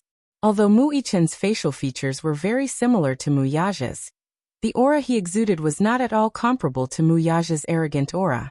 Although he had outstanding looks and extraordinary heroic spirit, he was not inferior when compared to Mu Yaja. It was no wonder that Mu Yanqing had always been lackluster in the Mu family. Standing beside Mu Yaja, he could only serve as a foil. Or rather, he could not even be considered a foil. Since the last time he had a deep talk with Mu Shumin, Mu Yanqing had quickly gained Mu Linfeng's trust and approval. Mu Linfeng's request for him was very simple. It was not impossible for him to help him ascend to the position, but after that, whether it was the real power of Dishing Financial Group or the executive power of the Mu Corporation, all must be in his hands. As for him, on the surface, He had become the new patriarch of the Mu clan. But in reality, he was nothing more than a puppet. However, Mu Yanqing was happy to see it happen. In fact, compared to Mu Yaja, he was not that capable and capable. He was just a facade. After becoming the head of the family, he did not have the confidence to guarantee that the Mu Corporation could surpass Mu Yaja under his management and become a more powerful business tyrant. However, since Mu Linfeng wanted to take back his real power, then he would hand it over to him. Why wouldn't he do it? At least, he was still the head of the family in name. Even if it was an empty shell, so what? He only needed to be responsible for enjoying the glory, wealth, and vanity that came with being the head of the family. That was enough. He could enjoy the power of being the head of the family and cast aside his responsibilities. How could there be such a good thing in the world? Chapter 2099. Just this title alone was enough for him to fight for it like a moth to a flame. However, Mu Linfeng had also given him a warning in advance. It didn't mean that he could become the family head immediately after agreeing to it. Mu Linfeng still thought highly of his capable nephew Mu Yaja. Hence, he called Yin Shirshir over to show her who was in charge. If Mu Yaja knew how to repent, and was willing to give up this woman for the sake of the family head's position, then he might as well give him another chance. After all, an outstanding talent like Mu Yaja was hard to come by in the entire Mu family. Forcing him to give up his position was bound to take some risks. Now that he was old, he could no longer afford to waste such energy or take such a huge risk. Hence, he found Yin Shirshir for one last negotiation, which could be considered a showdown between the two parties. At this thought, Mu Linfeng took a sip of tea and went straight to the point without exchanging pleasantries. I hope that you can leave, Yaja. Yin Shirshir wasn't surprised by his straightforwardness. On the way here, she had already thought of countless possibilities, including this one. Yin Shirshir narrowed her eyes but didn't reply immediately. Instead, she calmly waited to see what this old man had up his sleeve. Mu Linfeng was a little surprised that she could keep her composure. After a moment of doubt in his eyes, he spoke again. Miss Yin, no matter what condition you have, as long as it's not too overboard, we can agree to it. However, I want you to know that Yaja is a very outstanding child. He was handpicked from the many descendants of the Mu family to be able to become the family head. I don't think you know how much he has sacrificed to be able to sit in this position. I don't want to sacrifice my precious nephew's bright future because of you. First of all, I want you to understand that no matter what happens, the Mu family will never acknowledge you. There's no room for you to be the Mu family's young mistress. Don't even think that the Mu family's door will open for you one day.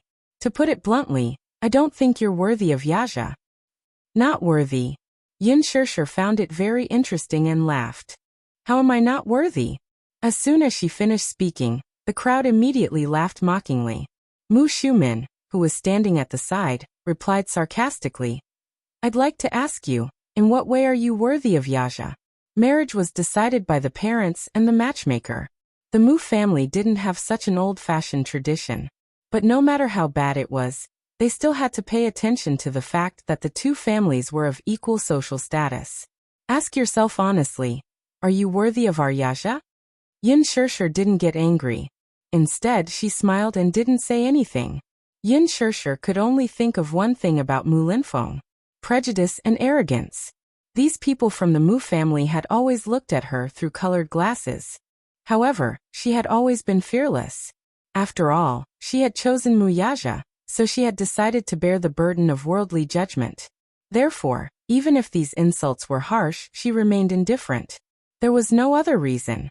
After all, which rational person would take others' prejudiced words to heart? Chapter 2100. Mu Linfeng pondered for a moment before he said slowly, We've already investigated your background. Your mother, Mu Qingcheng, was an adopted daughter that old master brought back to the Mu family.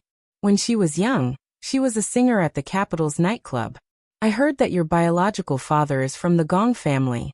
We acknowledge that, but don't think that you can climb up the social ladder just because you're from the Gong family.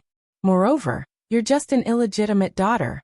You've never been recognized by the Gong family, let alone be compatible with the Mu family. It's fine if you're not from the same family. The problem is that your background is dirty. If word gets out, you'll only become a laughingstock. The Mu family can't afford to lose face like this. A century-old family's reputation will be ruined because of someone like you. Yin Shishir sneered. You're wrong about one thing. I have nothing to do with the Gong family. Mu Linfeng raised his eyebrows in surprise. He had thought that this woman would covet power and wealth and use the Gong family's background to take advantage of it. However, not only did she not take advantage of it, but she was also eager to sever all ties with the Gong family. For a moment, he could not understand her. Yin Shishir did not know what he was thinking. She only asked coldly, also, what do you mean by dirty? What's wrong with my background? You gave birth at the age of 18. Mu Shuman snorted and continued. You're a girl who doesn't know how to keep yourself clean. You became a surrogate mother at the age of 18 for money. You got pregnant before marriage and gave birth to 2 children. Even if you did it because of the Mu family, what will people say if word gets out? The daughter-in-law of the Mu family was born a commoner and got pregnant before marriage. People will only look down on her. Moreover, the reason why you chose to be a surrogate was because of the generous remuneration. Think about it. If your employer wasn't the Mu family but someone else, you would have done it without hesitation. It's just a coincidence, but that's not an excuse for you. This was what Mu Shuman had been brooding over. What if the Mu family hadn't asked for a surrogate? If it was the Gu family or any other family, as long as they were willing to pay, she would agree without hesitation. The Mu family will never welcome a woman who only cares about money. However, there was another reason that she was most wary of. Mu Shuman continued. Moreover, I suspect that your so-called surrogacy is just a ploy. In order to climb up the social ladder, you're playing hard to get. First, you're using the surrogacy method to hide the Mu family's flesh and blood. When the child grows up, she's delusional to think that she can marry into a rich family because of her son. This is something that the Mu family will never admit. The Mu family will acknowledge those 2 children, but it's impossible for you to step into our family. Mu Linfeng had already laid his cards on the table. The child could be recognized. In other words, as long as Yu was willing, she could enter the Mu family anytime and anywhere, change her name, and become a real member of the Mu family. She, on the other hand, would never be able to cross this threshold in her lifetime. Mu Linfeng had always been prejudiced against her. He thought that the reason why she was with Mu Yaja was because she coveted his background as the head of the Mu family. Chapter 2101. This was a position that many women would fight for, but it was difficult for them to achieve. She had only relied on her 2 children. As a mother, her status was elevated because of her children. Yet she had easily obtained this glorious title. How could these people be balanced? Yin Shishir clenched her fists tightly. She was enduring it. She wanted to know what kind of prejudice the Mu family had against her. She wanted to know what kind of colored glasses these people were using to observe her, figure her out, and criticize her silently. Seeing that she was not speaking, Mu Shuman thought that she was feeling guilty.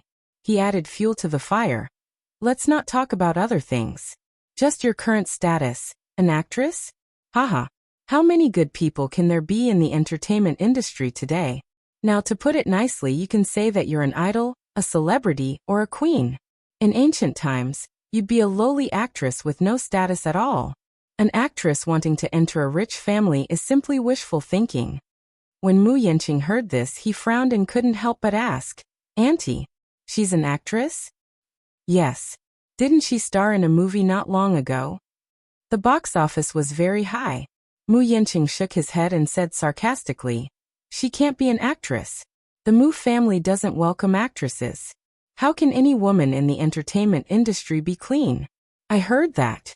The female celebrities in the entertainment industry, no matter how untainted and pure they looked on the surface, were actually unrestrained in private.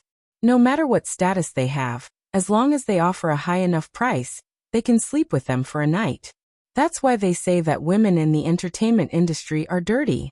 How clean can they be when they're in such a big vat of corruption? Exactly.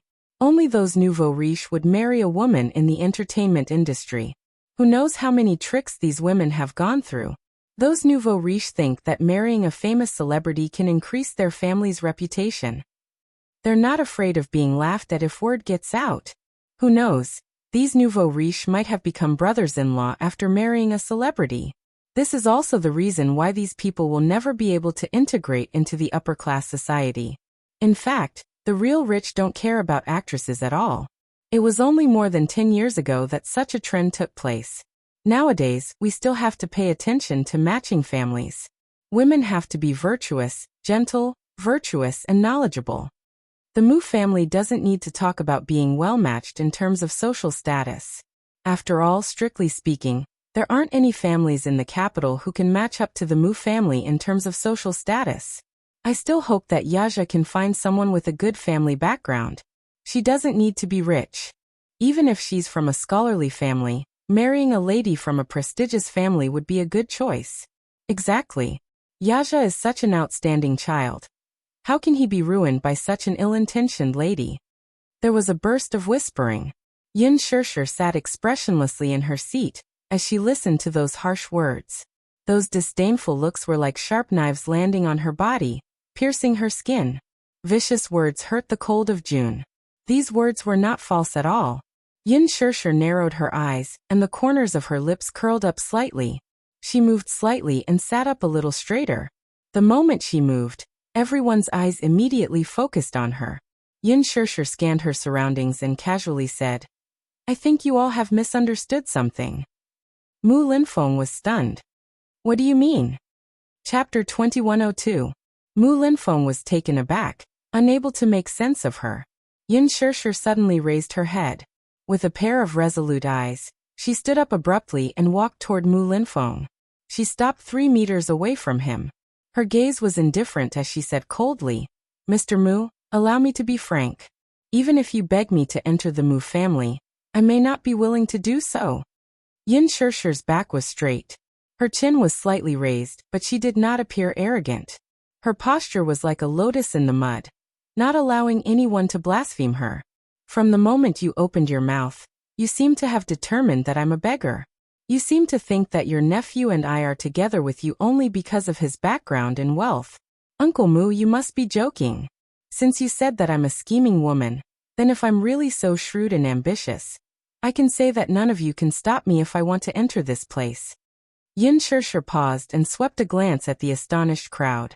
Then she slowly said, "But I don't care even if you beg me to enter this place. Do you think that I covet the Mu family's wealth? I'm sorry. I really don't care for it. Sour grapes when you can't eat them." Mu Shumin jabbed.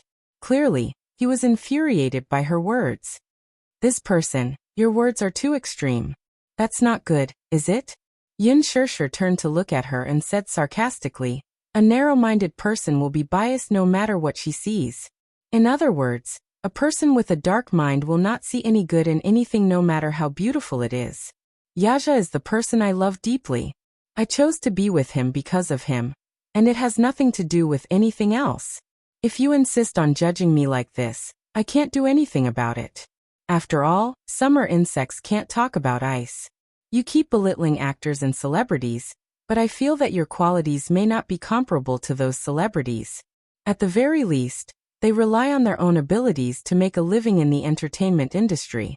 Even if some people use unspoken rules to gain fame, isn't it still a matter of one willing to be beaten and the other willing to be beaten?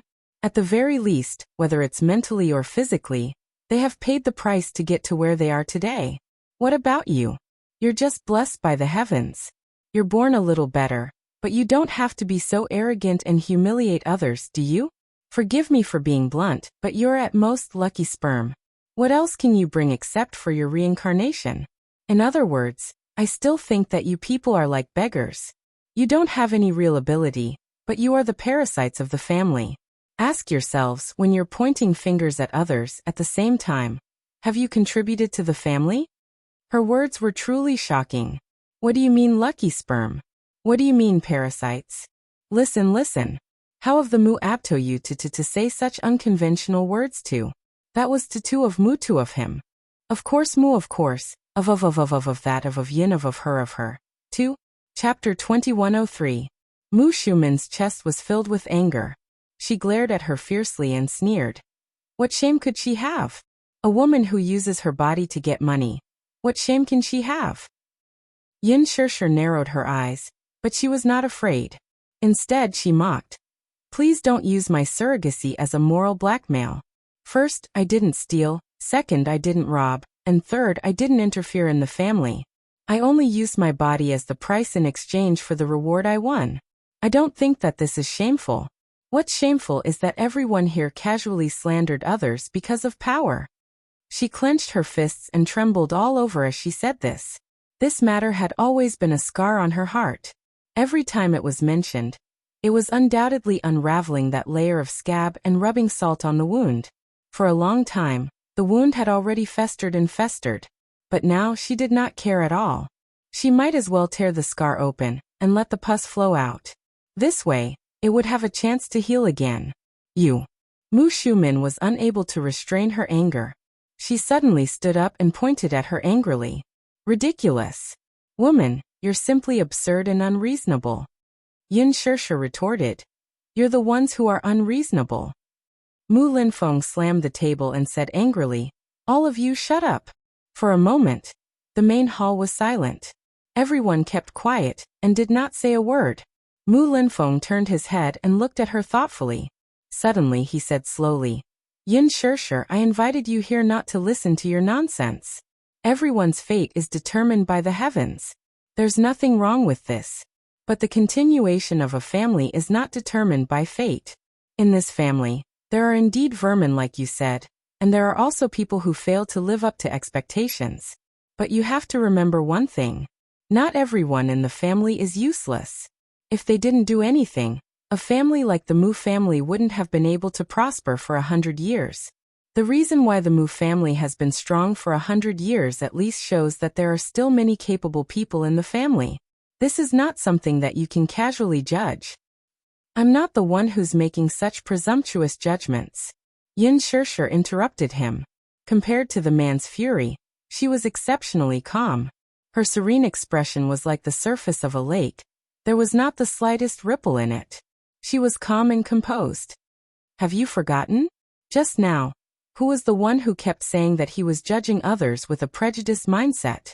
Oh, only the officials are allowed to set fires, but the common people are not allowed to light lamps? Just because you think you're superior, you feel that everyone here is superior to me. No matter what you say about me, I have to accept it, but I can't judge you? From what I see, you guys are clearly taking advantage of your seniority and disrespecting your elders. Don't think that just because you are an elder, you can criticize and humiliate your juniors without any scruples. In this world, what matters is reason, not seniority. You guys are the ones who are being unreasonable. Girl, you really have a sharp tongue. Mu Shumin could not hold it in any longer and scolded angrily. He didn't know why she was so talkative. Chapter 2104. I'm just being reasonable and stating the facts. You guys have no basis at all, and you're just using the fact that you have a sharp tongue. In my opinion, no matter how wealthy a family is, there's no lack of uncultured scum. If you ask me, I don't know where your sense of superiority comes from. In terms of upbringing and etiquette, the Mu family gives me the feeling that they're just putting on a show. The Mu family has indeed prospered for 100 years, and can be considered a prestigious aristocrat. However, wealth has been passed down for 100 years, but other things can't be, right? You guys have thrown away all the rules and etiquette of the elder ancestor. What's left behind are just old dregs. As the saying goes, don't do unto others what you don't want done unto you. How can you restrain others when you can't do it yourselves? Don't you think this is ridiculous? If you want others to respect you, you have to respect others first. Don't you understand such basic upbringing? Yin Shirshir's tone was calm and even. She had the aura of a scholar who had a verbal battle with a group of scholars. There were so many people present, but none of them could stand up to refute her. However, they were all furious. This little girl's mouth was so sharp. In just a few words, she had ridiculed them. The problem was that they didn't know how to refute her. Every word she said was sharp and incisive. Although it didn't sound pleasing to the ears, it was all reasonable and they couldn't refute it. Mu Shumin was infuriated by her. Yin Shirshir didn't have stage fright at all. She met her gaze with an icy gaze. Seeing that he couldn't win against her, Mu Shumin turned to Mu Linfeng and said, Second brother, Where does this little girl get so much nonsense from? Don't waste your breath on her. Just give her an ultimatum. I think she's refusing a toast only to be forced to drink a forfeit. Mu Linfeng tried to restrain himself. His entire body was tense, especially the muscles on his face. They were so stiff that he couldn't look straight at her. Even the corners of his lips were twitching nonstop. He kept reminding himself to maintain his poise. He couldn't let this unreasonable junior see him as a joke. He suppressed his anger and said calmly, I don't care about that now, but Yin Shirshir, I just want you to know one thing. If you still love him, let me give you a word of advice. He let go in time. I don't want to harm myself and him. I don't understand what you're saying. Yin Shirshir smiled elegantly and asked, What do you mean by that? Just say it. There's no need to beat around the bush. I'm just a boor, so I can't understand your profound language. Mu Linfeng sneered. I'll give you a sum of money. As for the amount, it's entirely up to you. However, there's a condition. You must divorce Yaja and not cause any trouble for the custody of the 2 children. As soon as he finished speaking, Yin Shirshir was stunned for a moment. Suddenly, she found it inexplicably interesting and laughed. What are you laughing at? Mu Shumin flew into a rage out of humiliation. We're talking about a serious matter with you. Why are you laughing for no reason? Give me a sum of money. Yin Shirshir deliberated over this sentence, her eyes filled with mockery. Can I decide the amount of money myself? Seeing that she seemed to have taken the bait, Mu Linfeng was delighted. He immediately struck while the iron was hot and encouraged. Of course. As long as you agree to my condition, I'll give you a check. You can fill in the amount yourself. Chapter 2105. You seem to be very generous, huh? You're giving me a sum of money so casually. It's no wonder people say that the Muse are rich and overbearing. From what I see now, it does make some sense. Yin Shirshir suddenly sneered, and her tone took a sharp turn to be cold and refreshing. But I never knew that a person's dignity can be clearly priced with money. Mu Shumin sneered coldly. Thinking that Yin Shirshir was pretending to be reserved, he pretended to be kind and advised. Actually, at this point, you don't have to be hypocritical with us anymore. Yin Shirshir, don't put yourself on such a high pedestal like a white lotus. Who in this world doesn't love money?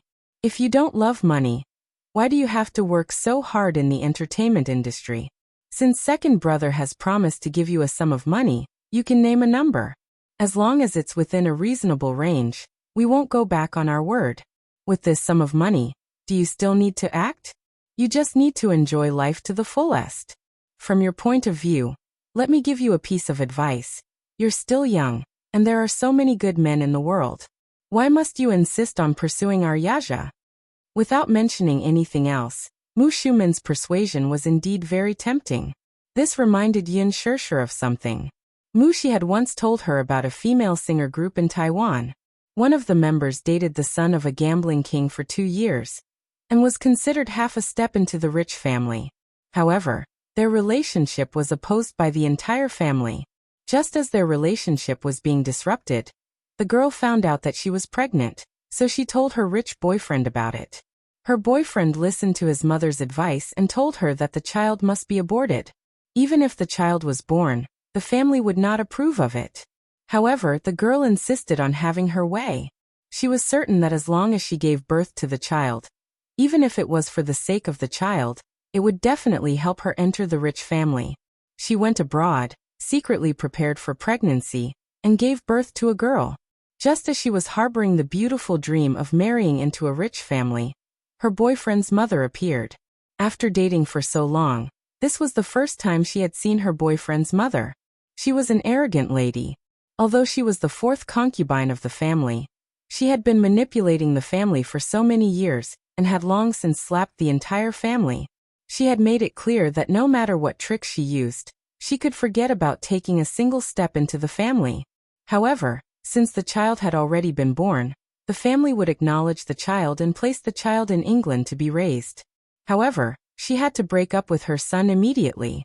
As compensation, she promised the girl a sky-high sum of hush money.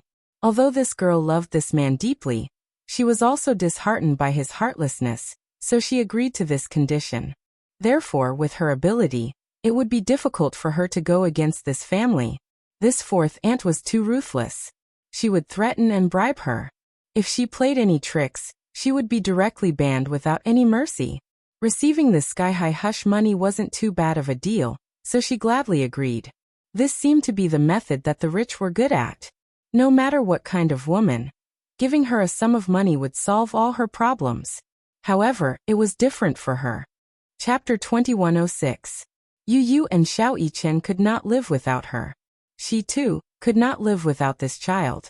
She knew that she was as insignificant as an ant if she were to go against the Mu family with her own strength.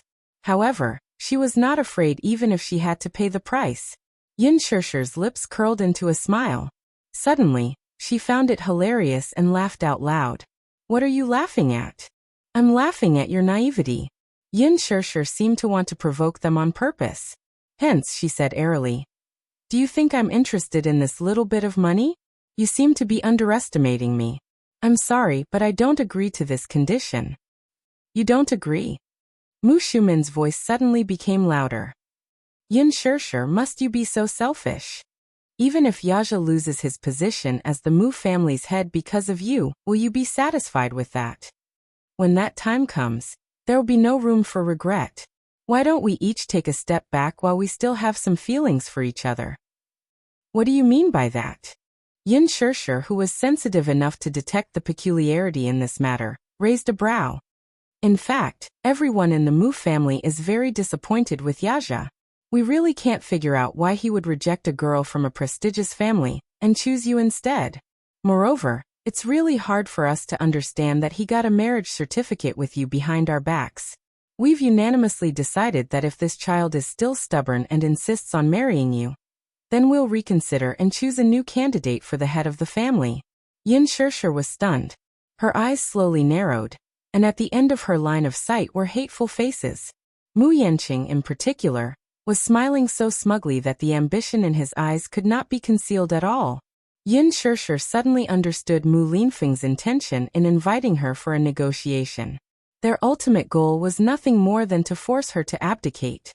If she decided not to do as they wished, they would strip Mu Yaja of his position as the head of the family.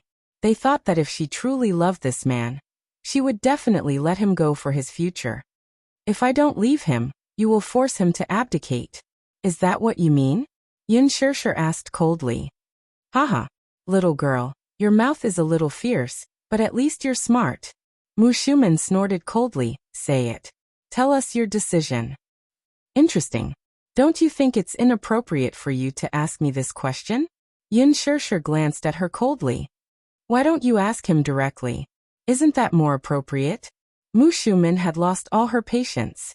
She suddenly called her assistant over and asked for a checkbook. She picked up a pen and asked directly, How much do you want?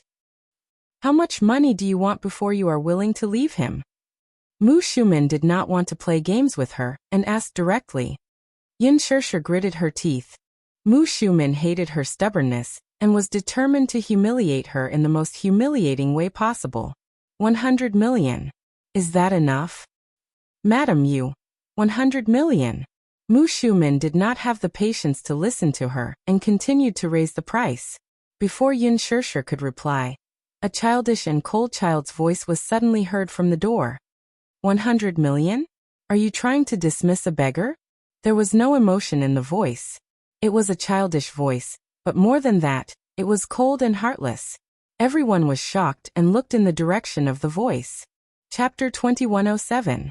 Yu Yu and Xiao Yichen had appeared at the door unknowingly. Behind them stood two men in black suits with stern expressions. Yu Yu was dressed in a black trench coat with his hands in his pockets. His expression was as cold as ice.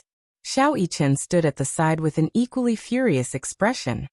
He clenched his fists tightly and glared at Mu Shumen with a terrifying gaze. Mu Yichen, do you still know how to return to the Mu family? Mu Shumen snorted and taunted him. I thought you've forgotten your place and acknowledged a thief as your mother. Since you're all here, have a seat. Mu Linfeng waved his hand and ordered. The servant immediately brought two stools over and said gently, Young masters, please have a seat. Mu Yichen remained indifferent and unfathomable. The servant observed his expression. It was obvious that she had confused Xiao Yichen and Yu Yu. She walked to Yu Yu and reached out to carry him to his seat. However, Yu Yu slapped her hand away violently. Smack. Don't touch me. It's dirty. The servant was forced to retreat to the side. Yu Yu lowered his gaze and glanced at the chair beside him before kicking it away expressionlessly. With a bang, the little guy's strength was incomparably terrifying under his rage, and he directly kicked over the chair that was as tall as him. Mu Linfeng was stunned for a moment before he was infuriated. He straightened his body and stared at the little fellow who was standing not far away from him in disbelief. He was clearly so small, but he seemed to be hiding an endless amount of energy. There was an ancient saying that went, "A newborn calf is not afraid of a tiger." However, how was this child a newborn calf? He was clearly the king of beasts. He was like a newborn tiger cub. Even in such a big scene, he did not show any fear at all. Yin Shirshir was also stunned. She had never seen such a terrifying Yu Yu before. In her impression, Yu Yu was a little more mature than the other children, and was unusually steady. However, in front of her he was always as gentle as water, like a refined little gentleman with an elegant temperament. But now there was a different aura on his body. It was a very dangerous and aggressive aura. He stood there without saying a word, but his terrifying aura didn't seem to lose in the slightest even when facing off against a seasoned figure like Mu Linfeng. Since you've put it this way, I have no intention of negotiating with you calmly. Yu Yu turned around gracefully and laughed disdainfully. If it weren't for Daddy's painstaking efforts over the years, I would have destroyed Mu Group long ago. Yin Shirshir widened her eyes. It was hard to imagine that such arrogant words came from Yu Yu's little mouth, who only knew how to sweet-talk her. In her memory, Yu Yu's gentle smile and bright eyes looked at her as if they could speak. His little mouth opened and closed as if he could speak. "Mommy, I want a hug." However, the image gradually shattered. She snapped out of her thoughts and saw Yu Yu's cold and hostile gaze. It was so real. Chapter 2108. Yu Yu, on the other hand, smirked mockingly.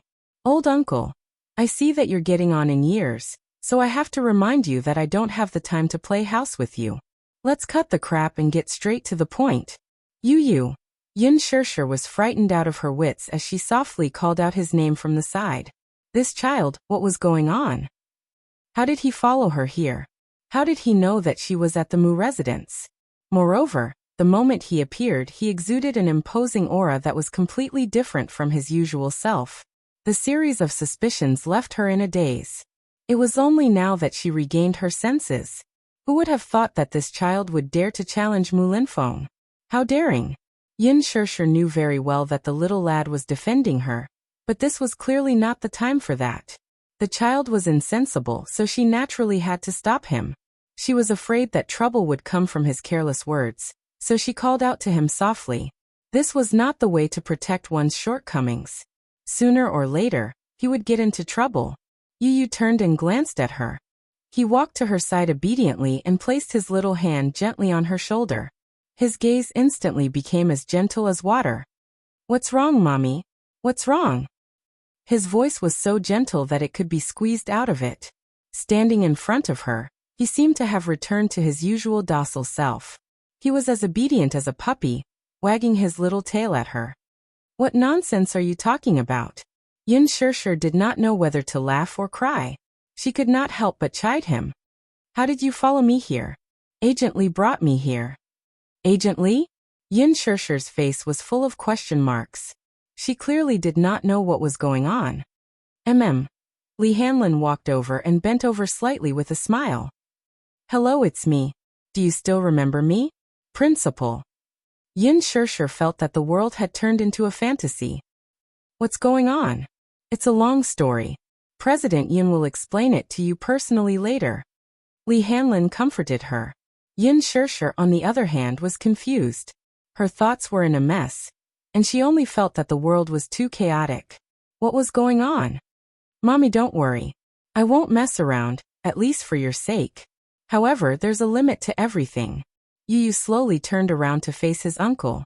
His eyes were as cold as ice.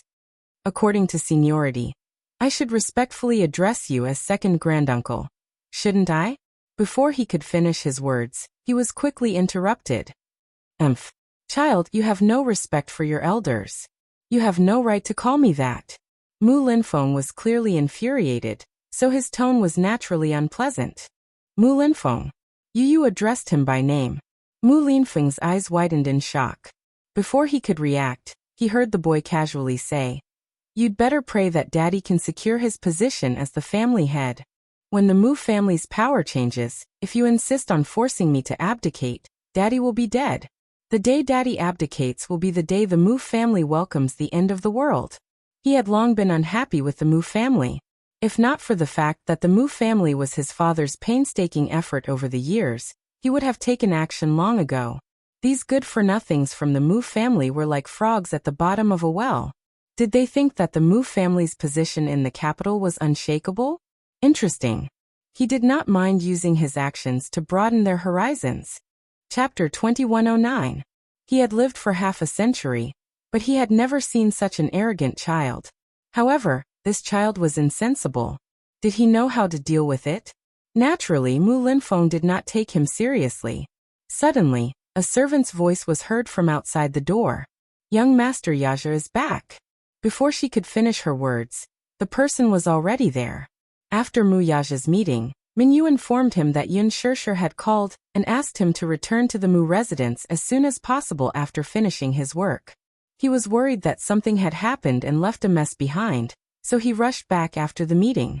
Just as he stepped into the main hall, he saw a rather spectacular scene. With just a glance, he roughly knew what was going on. This was especially so when he saw Mu Yanqing's impatient and ambitious expression. It was obvious that he had secretly joined forces with Mu Shumin to hold a family meeting, and was determined to start a bloodbath. He had long expected that Mu Yanqing would join forces with Mu Shumin to force him to abdicate, so he was already mentally prepared for it. He did not expect that Mu Yanqing would be so impatient as to gather all the elders in the family and wait for his arrival. The show would officially begin. "Daddy." When Xiao Yichen saw him, the coldness on his face disappeared in an instant, and he happily welcomed him. Mu Yaja carried him and walked to Yun Shirshir's side. With a smile on his face, he lowered his head and gently placed his large palm on her shoulder. However, such a small action instantly soothed all her uneasiness. His appearance was like the descent of a god, instantly wiping away all the worries and nervousness in her heart.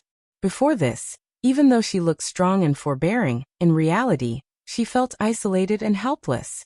A few minutes ago, Yu had also done the same to Mu Yaja. The father and son seemed to have telepathy.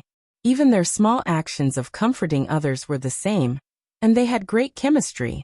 Yun Shirshir laughed inwardly, finding the tacit understanding between the father and son very interesting. "How long have you been here?" he asked. "Not long, not long." She whispered to him, "I'm fine. Don't worry." With the tacit understanding between them, there was no need for words. Even if it was just a look, they would immediately understand each other. Yun Shirshir took Xiao Yichen and held him in her arms. Mu Yaja turned around and looked at the crowd with an expressionless face. The corners of his mouth curved into a cold arc. "Since everyone is here, why don't we lay everything out on the table?" Mu Shumin quietly hinted. With Mu Yaja as the center, everyone took their seats one by one, forming a large semicircle around him, as if they were having a scolding session.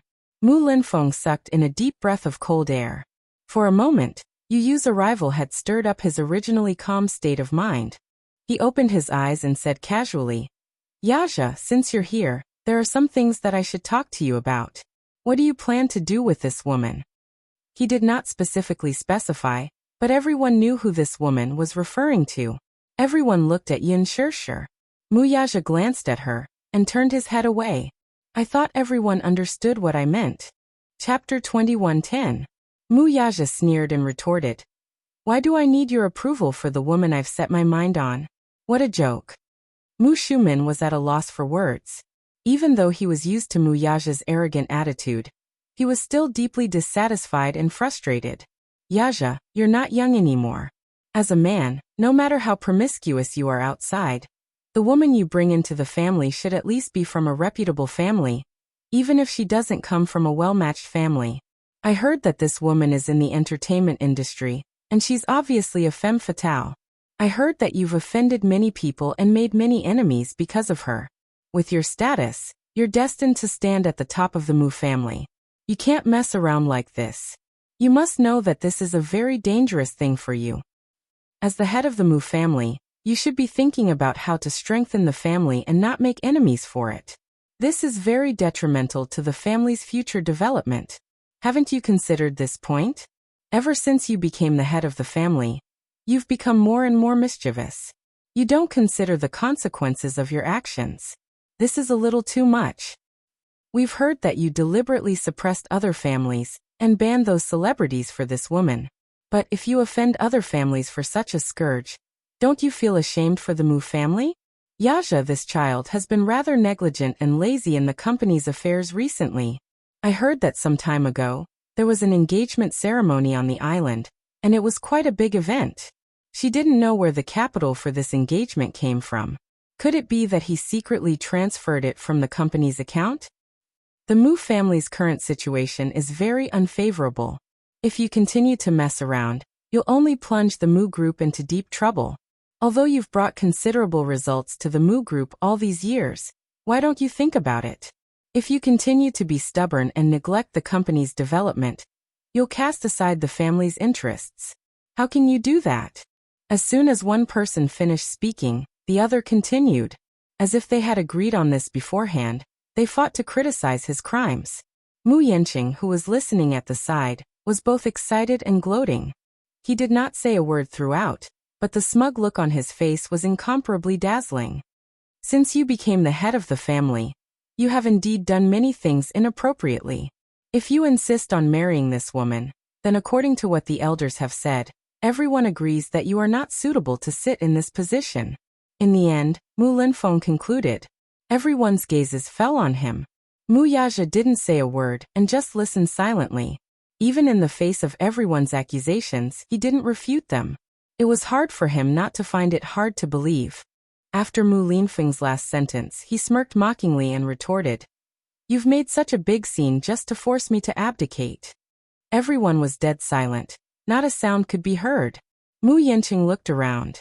Just as he was feeling incomparably excited, he accidentally met Mu Yaja's cold and scrutinizing gaze. He shuddered and immediately sat down obediently, intimidated by the latter's scrutinizing gaze.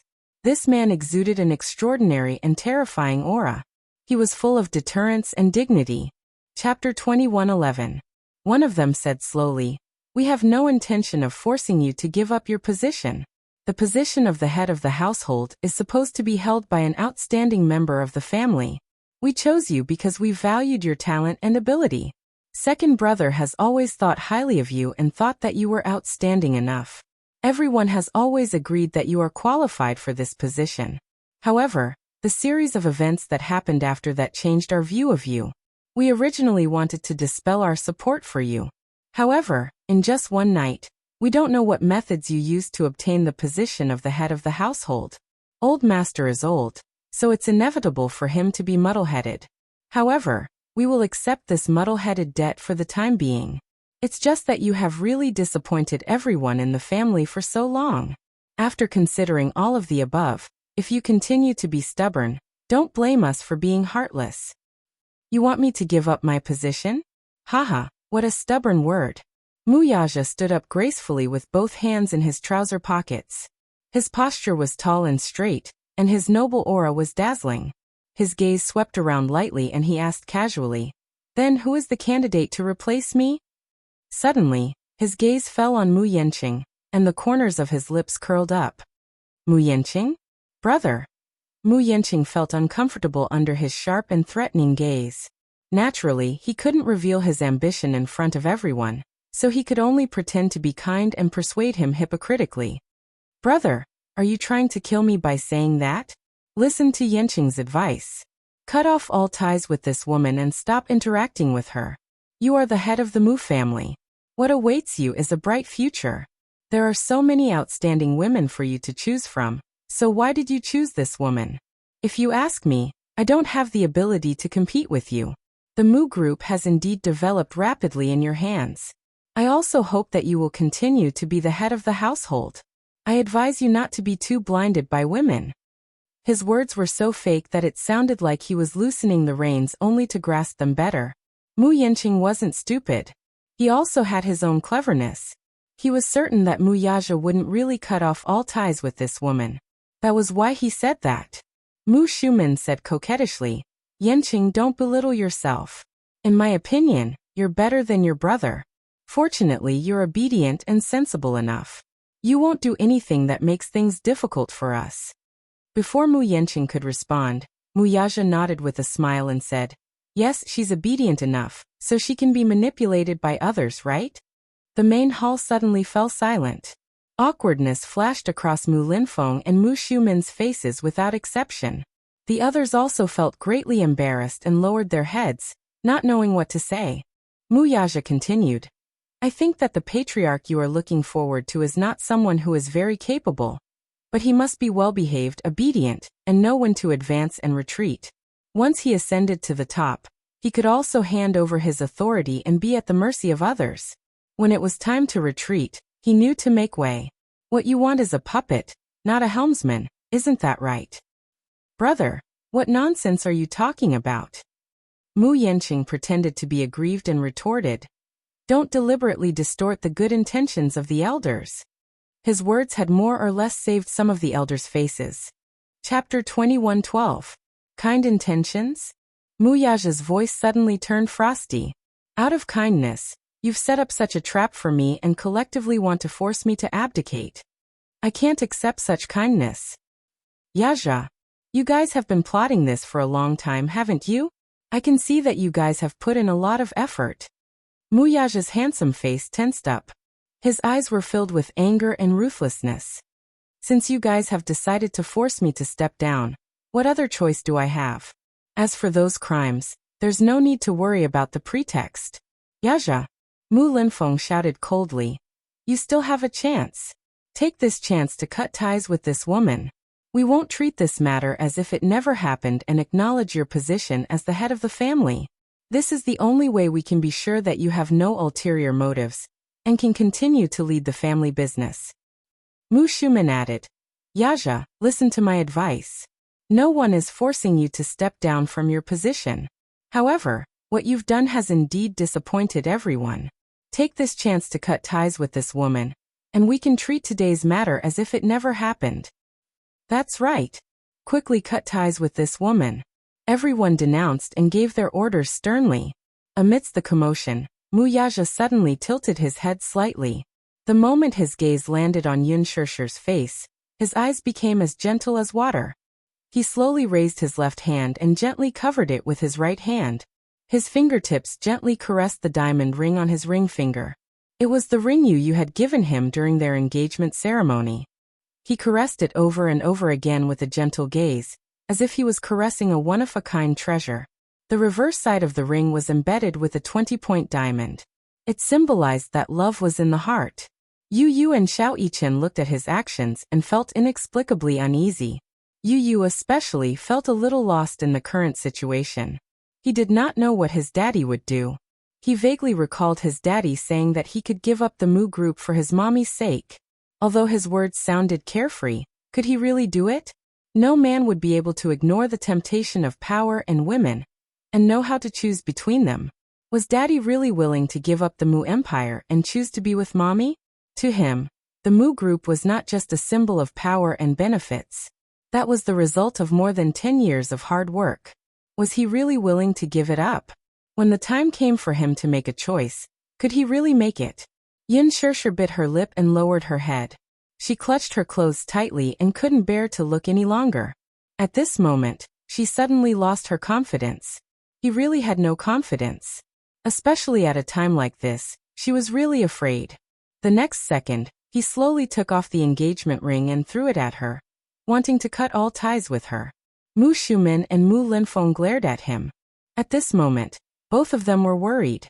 Mu Linfeng hoped that Mu Yaja would continue to be in his position. He was willing to give this nephew, whom he had always thought highly of, another chance. However, Mu Shumen hoped that he could support Mu Yanqing to be in his position. Amidst the suffocating atmosphere, Mu Yaja suddenly let out a relieved smile as his hand moved past his ring finger. Chapter 21:13. He took off the ring on his thumb, which symbolized the highest authority in the Mu family.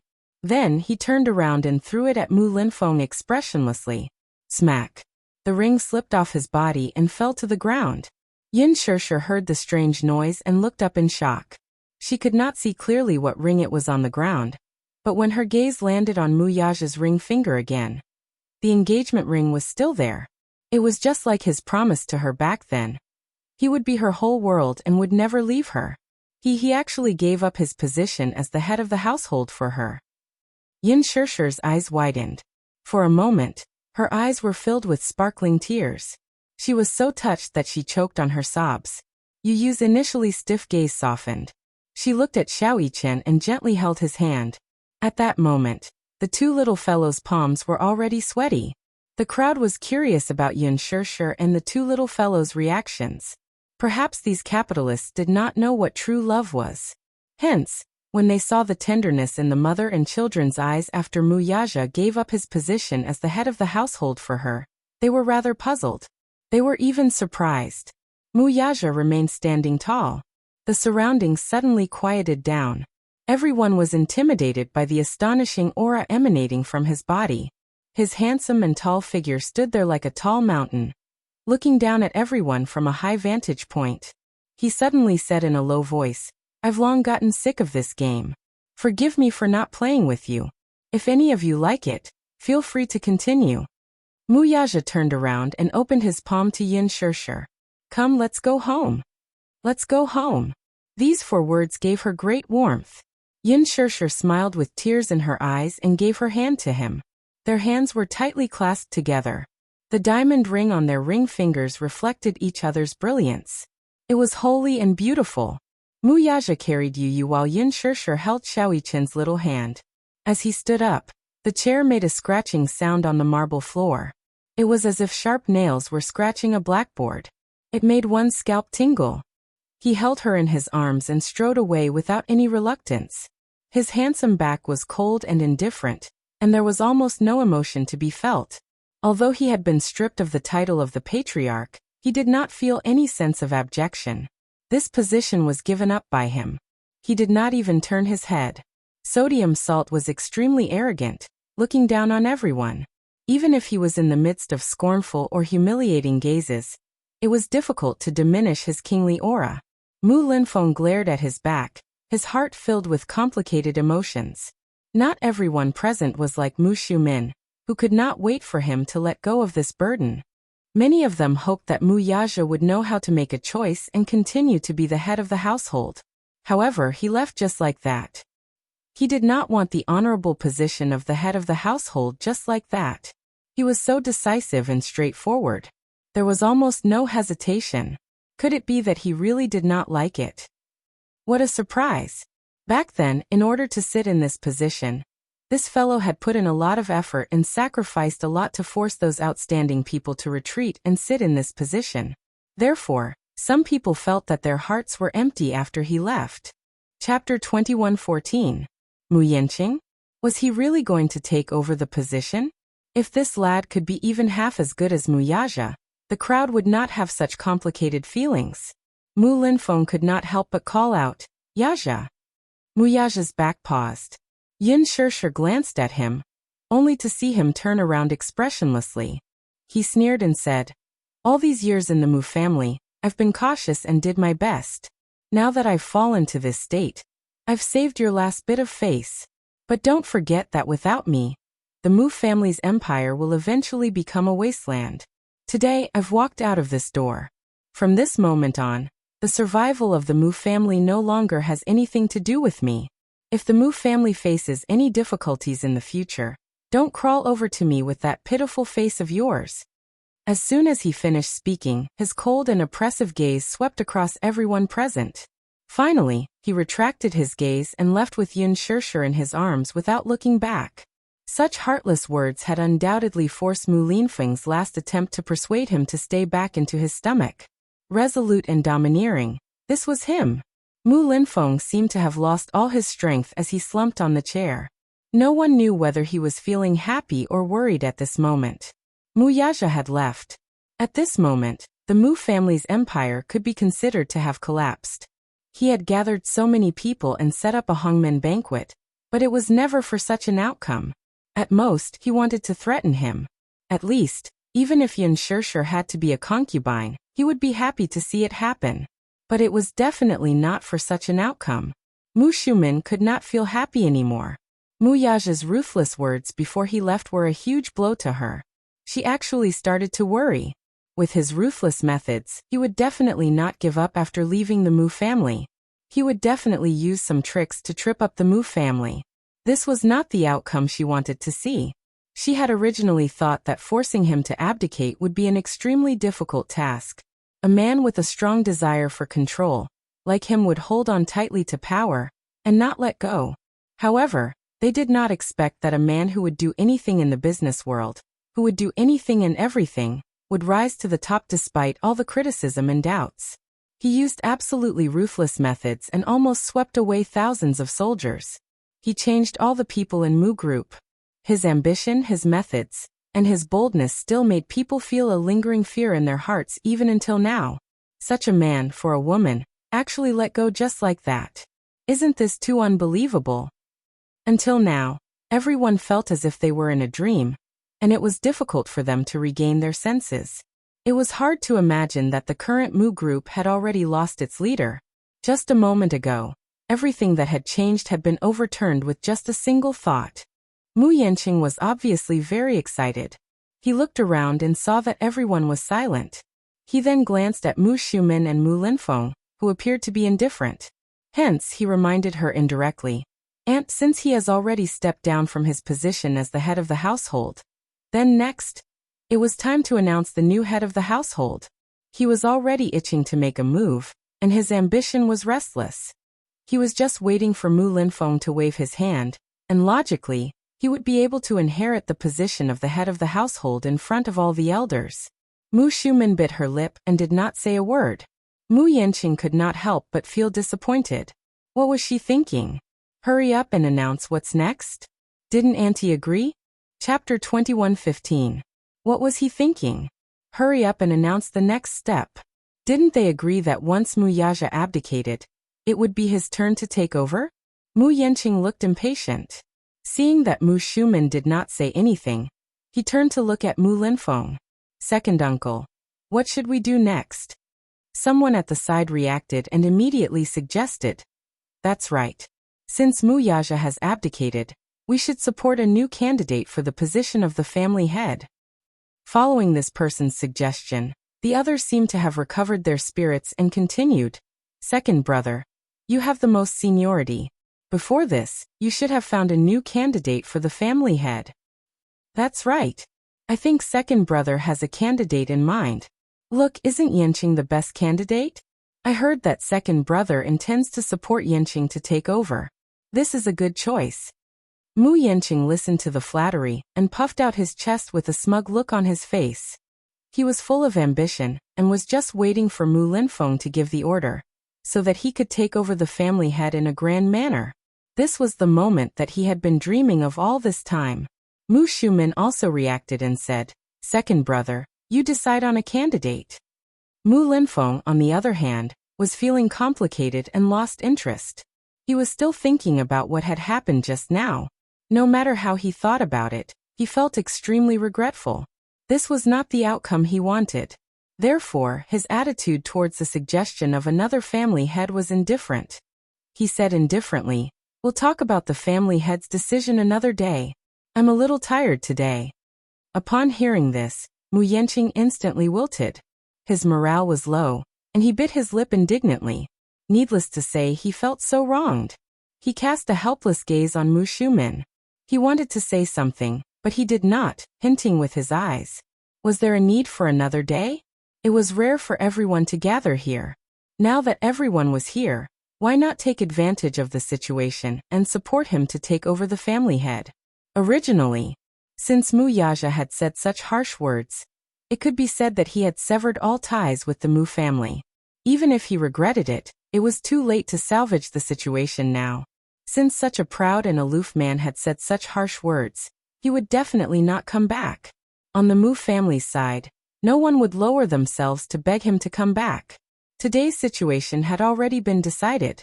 Next, the matter of choosing a new patriarch could be said to be imminent. But at this juncture, what was the point of hesitating? Mu Yanqing could not wait any longer. After all, there might be some unforeseen changes after tonight. If there were any changes and another Qing Yaojin appeared, then all his efforts would be in vain. Would it not be all for someone else's benefit? One had to know that the news hadn't spread yet. If this news were to spread throughout the Mujia, his peers would be eyeing him like a tiger watching its prey. How could Mu Yanqing restrain himself? He might as well take advantage of this situation and go with the flow. Before this, Mu Yanqing couldn't wait any longer. Taking advantage of Mu Yaja's meeting, he sneaked into the CEO's office. Sitting on the chair that symbolized the highest position, his heart was burning hot. He stroked the mahogany desk and thought comfortably that in the future, this place would become his world. All this while he had been thinking about this place for a long time. Once he sat on it, it was like sitting on a dragon's throne. He hoped that he would be able to fulfill his wish one day. Chapter 21:16. Give me some time to think about this matter carefully. We can't be rash about the succession of the family head. There's no rush. With that, Mu Linfeng slowly stood up and left with a worried expression, leaning on his cane. That day, when Mu Xiumin came to him and mentioned this matter, Mu Linfeng actually disapproved of Mu Yanqing. Although Mu Xiumin agreed and supported Mu Yanqing, in Mu Linfeng's eyes, it was just a woman's view. He did not think that Mu Yanqing was qualified to succeed the family head. He did not have the ability or the responsibility to take on the position. The reason why he gathered everyone and called Mu Yanqing over today was to use him to provoke Mu Yaja. He hoped to make Mu Yaja aware of the crisis and let him know that he was not the only one who could take on the position of the family head. He was originally sure that this kid, despite his fierce mouth, would be able to distinguish the pros and cons clearly and would not make a mistake. However, later on, Mu Linfeng realized that Yin Shishir occupied such an important position in his heart. He was wrong, ridiculously wrong. In just one night, his chances of winning were gone. Without Mu Yaja, half of the Mu group had indeed collapsed. This time, it was his turn to feel uncomfortable. This brat was quite carefree, wasn't he? He was sure that without him, the Mu group would be in chaos. Others did not understand, but Mu Linfeng knew very well that the Mu group was going to experience a bloodbath in the coming days. Sigh. What a miscalculation. After Mu Linfeng left, Mu Yanqing forced himself to remain calm on the surface, but inside, he was angry and anxious. He originally thought that it would be his turn to take over the family head, but Mu Linfeng left just like that. What was he? He had schemed and plotted for so long. In the end, there wouldn't be any changes, right? He keenly sensed that Mu Linfeng was not satisfied with him, and was obviously unwilling to hand over the family head position to him. Then who did he want to support? Could it be that all his hard work was for naught? When Mu Xiumin saw him suppressing his dissatisfaction and forbearance, she too felt a little guilty, so she secretly consoled him. Your second uncle hasn't adjusted his mentality properly. Once tonight is over, I'll ask him again and see if he has any plans for the next step. This matter can't be rushed. Even if he announces today that he will support you, the position won't be stable and won't be stable. There's no need to rush. Mu Yanqing felt wronged. Second uncle doesn't approve of me? Or do you think that I'm not qualified and not as outstanding as second brother? Yanqing, don't let your thoughts run wild. Especially at a time like this, we can't afford to be flustered. Okay, aunt, I'll listen. Mu Yanqing took a step back and compromised. Mu Xiumin smiled. After leaving the Mu residence on the way home, Mu Yaja sat in the back seat with Yu Yu in his arms. However, he did not seem to be in a good mood. From the beginning to the end, he looked out of the window and remained silent. Yin Shishir's heart sank when she saw this. He was definitely not in a good mood tonight. It was not that he was reluctant to part with her, but after all, he was giving up so many years of hard work. Naturally, he felt uncomfortable. She slowly placed her hand on the back of his hand. Chapter 21:17. Are you very sad? She asked softly, looking a little guilty. After all, it was because of her that things had turned out this way. She couldn't help but feel guilty. Yu Yu and Xiao Yichen looked at each other and kept quiet. Mu Yaja said in a low voice, "Don't let your imagination run wild. I don't feel upset." Even though he was comforting her, Yin Shirshir still felt a little lost. Yu Yu suddenly said, "Daddy, you still have Mommy. You still have Xiao Yichen and me. We are your strongest supporters." It didn't matter if he didn't say anything, but the moment he spoke, Yin Shirshir suddenly reacted. She suddenly turned her gaze and stared at him. She said darkly, "Yu Yu, I think you should be honest with Mommy." Yu Yu tilted his head and deliberately acted cute. He looked confused and his gaze was blank. "Mommy, what do you want me to explain? What's going on today?" "Today." Yu Yu continued to act cute. He blinked his big, watery eyes as if he didn't understand her words. Yin Shirshir snorted coldly and reached out to pinch his ear. "Wah!" Yu Yu cried out pitifully, "Mommy. Mommy, let go. It hurts. Hurry up and tell me the truth. What do you mean by flattening Mu Corporation? Where did you get the confidence to say such bold words?" Xiao Yichen said leisurely, "Yu Yu, hurry up and tell me the truth. Otherwise, you will die in Mommy's hands tonight." Yu Yu immediately asked Mu Yaja for help. Daddy, help me."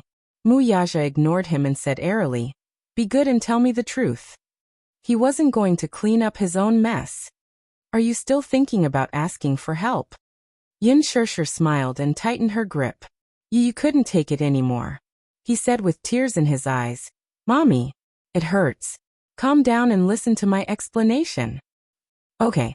Yin Shirshir let go of him and crossed her arms elegantly. She smiled calmly and said, "I'll give you a chance to explain." Sucking in a deep breath of cold air, Yu Yu proceeded to explain his background in one breath. Of course, he omitted the background of the Hurricane Group. The reason why he avoided talking about this identity was because he didn't want to agitate her too much. Step by step. If he was too shaken, he was afraid that his mommy wouldn't be able to accept the truth. When he was 5 years old, he officially took over as the chief shareholder of Leji Holdings. When he became the CEO and appointed Li Hanlin as a special director, his net worth rose to more than 1 billion yuan. When Leji Holdings got listed, its market value was estimated to reach an unprecedented scale. After saying all this, Yu Yu sighed. Although Leji Holdings may not be able to compete with the Mu Corporation, we won't let them do whatever they want to us. Mommy, I just want you to know that we are not that easy to bully. Yin Shirshir was dumbfounded when she heard this.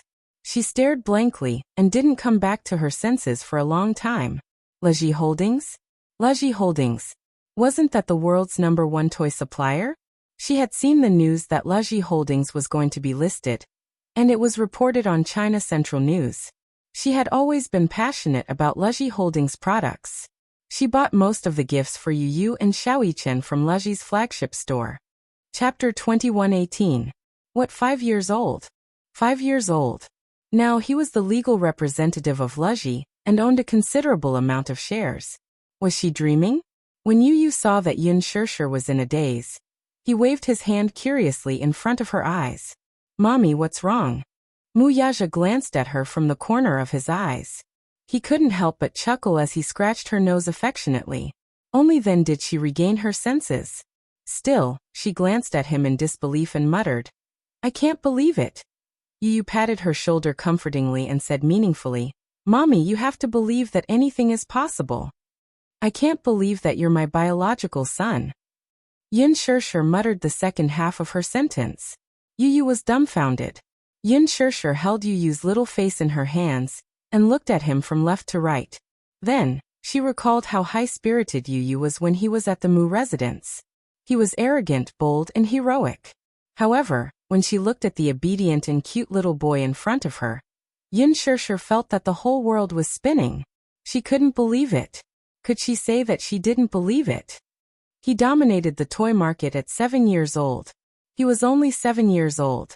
When she was 7 years old, she was still playing with mud with Xiao Jia. She couldn't believe that such a genius son had come from her womb. Wasn't there a saying called genetic mutation? Then why was Yu Yu the only one who had a mutation, but Xiao Yichen? He couldn't even do basic arithmetic. Ah no, Xiao Yichen was also very amazing. She had seen him carry a washing machine with her own eyes. Yet he was able to carry it on his shoulders with such a small body. What kind of crazy pair did she give birth to? Xiao Yichen looked at Yun Shishir's stunned expression and laughed out loud. Ha ha ha. You scared mommy. Ah. You said innocently. Mommy, I'm too smart. It's not my fault. Yun Shishir tried her best to hold her head and closed her eyes tightly, signaling him to keep quiet. Baby, let mommy calm down. Mommy can't digest what you've said for a while. Yes. Yun Shishir suddenly thought of something and asked suspiciously, the agent Lee you're talking about? The one you always thought was the principal. Headmaster Lee. Yun Shishir's eyes widened. He's your director? Uh-huh. Yu crossed her arms and nodded. I'm also your personal assistant. No wonder. She had always thought that Li Hanlin was the principal of the kindergarten, and that he cared for Yu so much because he liked him. Yun Shishir's heart was still pounding. There were times when Yu would often express his annoyance towards Li Hanlin, but Li Hanlin would not take it to heart. Instead, Li Hanlin would tremble with fear. At that time, she was already confused. Now that she thought about it, that was just a subordinate's way of showing his respect to his superior. There were times when she thought that Yu's attitude towards Li Hanlin was very arrogant, but Li Hanlin still acted exceptionally magnanimous. Now that she thought about it, it was all because he was afraid that Yu would deduct his bonus as a subordinate. It was no wonder. Had there ever been a principal who cared so much about a student whom he had never met before? This kind of love seemed to have gone beyond logic. Now that she thought about it, Yun Shishir suddenly felt as though she had been kept in the dark from the beginning. Chapter 21:19. Yun Shishir glared at him coldly. Suddenly, she pinched his face unhappily and said gloomily, Boy, how dare you lie to me and say that he is the principal of the kindergarten? How dare you lie to mommy? Ouch, ouch, ouch. Yu hugged her hand and begged for mercy. Mommy, please spare me. Mommy, I was wrong. Yun Shishir pretended to be angry and said, If it weren't for what happened today, I don't know when you would have come clean with me. Sob, sob, sob. Mommy, I was wrong. Please spare me, okay? Yu put his hands together and begged for mercy again and again. Xiao Yichen couldn't help but snicker. Pft. You made mommy angry. Who asked you to hide it from mommy? As soon as he finished speaking, he suddenly felt a somewhat cold gaze fall on him. Xiao Yichen slowly turned his eyes and saw Yun Shishir looking at him coldly. She pursed her lips and said, Oh, so you knew about it too. You hid it from me with Yu. Without waiting for little Yichen's explanation, Yun Shishir's hand reached over and mercilessly pinched his little ear. Sob, sob, sob, sob. Mommy, let me go. What did I do wrong? Xiao Yichen felt wronged and teared up. He felt that he had been implicated. Accomplice. Mommy, I didn't hide it from you on purpose. Yu asked me to hide it from you and not tell you. Yun Shishir looked at Yu and narrowed her eyes. Yu quickly begged for mercy and said, That's because I didn't want mommy to worry. Yu broke free from her grip and held her hand instead. He placed his hand on the back of her hand, and the grievance on his face suddenly disappeared. It was replaced by a dazzling tenderness. Mommy, I know you're angry and worried. That's why I didn't dare to tell you the truth. No matter what my identity is, I'm still that sensible and obedient Yu by my mommy's side. That will never change. Mommy, I'm working hard to become stronger, by hook or by crook at all costs. I just want to protect you better, and not let you be bullied by anyone. I've had enough of being weak, helpless, isolated, and bullied. Although some of the memories happened when I was very young, they were still deeply etched in my mind. I don't want such a nightmare to accompany you for the rest of your life. His words were incomparably sincere. Yu looked at her gently. Suddenly, she reached out her little hand and grabbed Muyaja's hand. She replaced herself and gently placed her hand on the back of Yun Shishir's hand. Then he turned his head and exchanged a smile with Xiao Yichen. The two little fellows gently placed their little hands on her. In the future, let's never be separated again, okay? Before Yu could finish speaking, Yun Shishir's face was already covered in tears. She tried her best not to show her weak side in front of the little munchkin. She widened her eyes and tried in vain to force back her tears. But she couldn't help it. These simple words were so touching. She couldn't hold back her tears any longer. Initially, when this little fellow fearfully confessed his identity to her, Yin Shirshir didn't know whether to laugh or cry. She was obviously very angry, but she also felt a little heartache and helplessness. At the same time, she also felt a great sense of loss and defeat. So Xiaobao, who she had always doted on, was already such a formidable person. He was clearly still such a young child, but he was already able to hold up half the sky. And she, as his guardian, still relied on his protection at this crucial moment. Chapter 21:20. Yin Shirshir did not feel good about it. Perhaps no mother would feel happy about this. Right now, her heart was filled with guilt, loneliness and bitterness. With tears in her eyes, Yin Shirshir hugged the two little munchkins and closed her eyes. From an angle where the two little munchkins could not see, she let her tears flow freely. She probably could not be considered a good mother. Mu Yaja's heart was also touched. There had never been a time when his heart was as hot as tonight. There had never been a time when he felt that the hearts of the four of them were so close. At this moment, he suddenly felt that he was like a tall mountain, towering and indestructible. Although he had stepped down as the head of the family, he did not regret it at all. He was no longer the person he used to be. Now, although he had lost the Mu group, he felt that he was strong and indestructible. He gently hugged the three of them and narrowed his eyes.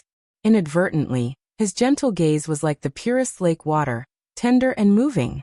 Tonight was destined to be a sleepless night. The Mu family's house was brightly lit. After Mu Linfeng left the banquet, Mu Shumen and Mu Yanqing left as well. However, the others did not leave. They sat down calmly and discussed the matter of the head of the family. Ever since Mu Yaja casually stepped down from his position, these elders and shareholders, who were initially gloating over the company's misfortune, became worried. Never would they have expected Mu Yaja to abdicate his responsibilities without looking back, all for the sake of a woman. This time they were worried sick. Regarding the news of Mu Yaja stepping down as the head of the family, the next step was to launch a series of public relations. First, they had to issue an announcement letter to announce that Mu Yaja had stepped down as the CEO of Dishing Financial Group. Next, they would have to face the bombardment of the media. The public relations department would probably have to quickly set up an alert and do a good job of public relations. Then, when the news was released, they would have to think of ways to calm the unrest and uneasiness caused by the change of power in the headquarters. After all, any change in power in a company would usually be announced in advance to give a precaution. For example, before Mu Yaja became the CEO, Mu Yaja's CEO, the headquarters of Mu Group issued an announcement 1 month in advance.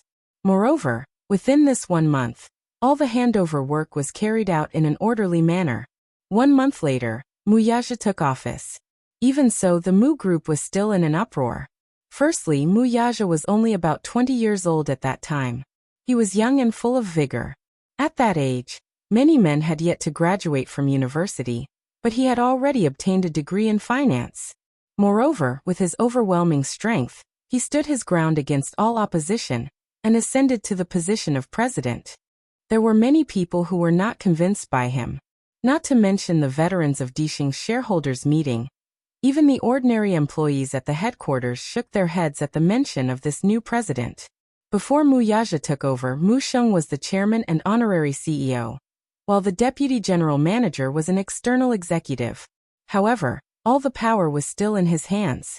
With such a young face changing overnight, many people's hearts were pounding. They were afraid that the Mu Group would go downhill after the change. A generation's head, a generation's head. Chapter 21:21. Secondly, as the saying goes, a new broom sweeps clean. As soon as Mu Yaja took over, he set fire to the senior management. He kicked out a few good-for-nothings and cleaned up a few of the senior management who were idling around. He then supported new people to take over. That move caused panic among many people. During that period of time, the stock price of Mu Group was fluctuating. It fell again and again until it plunged by 4%. Don't underestimate that 4%. If it were any other company, they would have been on the verge of bankruptcy. Only a deep-rooted financial group like the Mu Group could barely stabilize the situation. However, just when everyone was worried about the future of Mu Group, Mu Yaja was invincible. Not only did he get rid of the hidden tumors in Mu Group, but he also issued new policies one after another. He carried out reforms swiftly and decisively. He bought up many potential bad assets. Under his operation, Mu Group quickly recovered and climbed to the top with an amazing momentum. How could people not be impressed by such a strategy? Everything felt like a dream. He was a peerless genius. Mu Yaja's business talent was definitely unique. However, now that they were back to this difficult time, the elders were worried. They did not even know how to explain it to the public. They did not even have to think about it. If they announced to the public that Mu Yaja was stepping down as the CEO, the stock price would definitely fall to the bottom. That would cause an immeasurable turmoil within the financial group. At the same time, who else could be the savior of Mu Group like Mu Yaja did in the past? In the entire Mu Group, they could not find another man with such talent and responsibility. As the saying went, the emperor would summon his ministers. However, all of this happened too suddenly. What they were more worried about was the fact that Mu Yaja had spouted such harsh words today. Given his means, there was no telling what kind of crazy things he would do after leaving the Mu family. He had been in Mu Group for so long. He knew every move of Mu Group like the back of his hand. In other words, it was not impossible for them to empty out Mu Group without anyone knowing. No one knew the operations of the consortium better than Mu Yaja. Moreover, Mu Yaja had nurtured a group of thousands of people in the Mu Group. Most of them were the cream of the crop from famous universities, such as the United States and the United Kingdom. Once Mu Yaja left, this group of people would definitely leave with him. This was undoubtedly the loss of the Mu Group's left and right arms. They were loyal to him. Mu Yaja was right. Without him, the Mu family would truly be in ruins. They would have nothing left. They didn't even dare to imagine what kind of dark day the stock market would experience if Mu Group made an announcement the next day. It wasn't hard to imagine that hundreds of billions of dollars would evaporate. This is too sudden. What do you all think? What opinion can I have? I thought tonight was just a simple family meeting. I didn't expect it to turn out like this. What bad luck. Chapter 21-22. Yaja, that rascal. So many people are scrambling for the position of the family head, and he just threw it away like that. How carefree and unrestrained. Could it be that he really prefers the beauty over the power? Wealth, power, and wealth, he gave them up just like that. Doesn't he have any reluctance?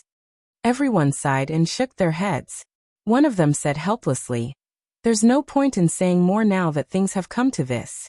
We'll hold a shareholders meeting at 7 a.m. tomorrow to discuss the next steps. Shifeng will follow up on everything." Understood, fifth uncle. The public relations department must be on high alert. We'll hire a senior public relations consultant to be in charge of all media matters. Yes, I'll make the arrangements right away.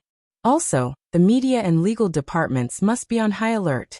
We'll strictly curb the rumors online. If necessary, we'll use legal means. Yes, sir. Tonight was destined to be a sleepless night. Yu Yu and Xiao Yichen returned home. While Yun Shishir was busy, Xiao Yichen pulled Yu Yu aside and asked seriously, "Don't you intend to come clean with mommy? Haven't I already explained it to her?"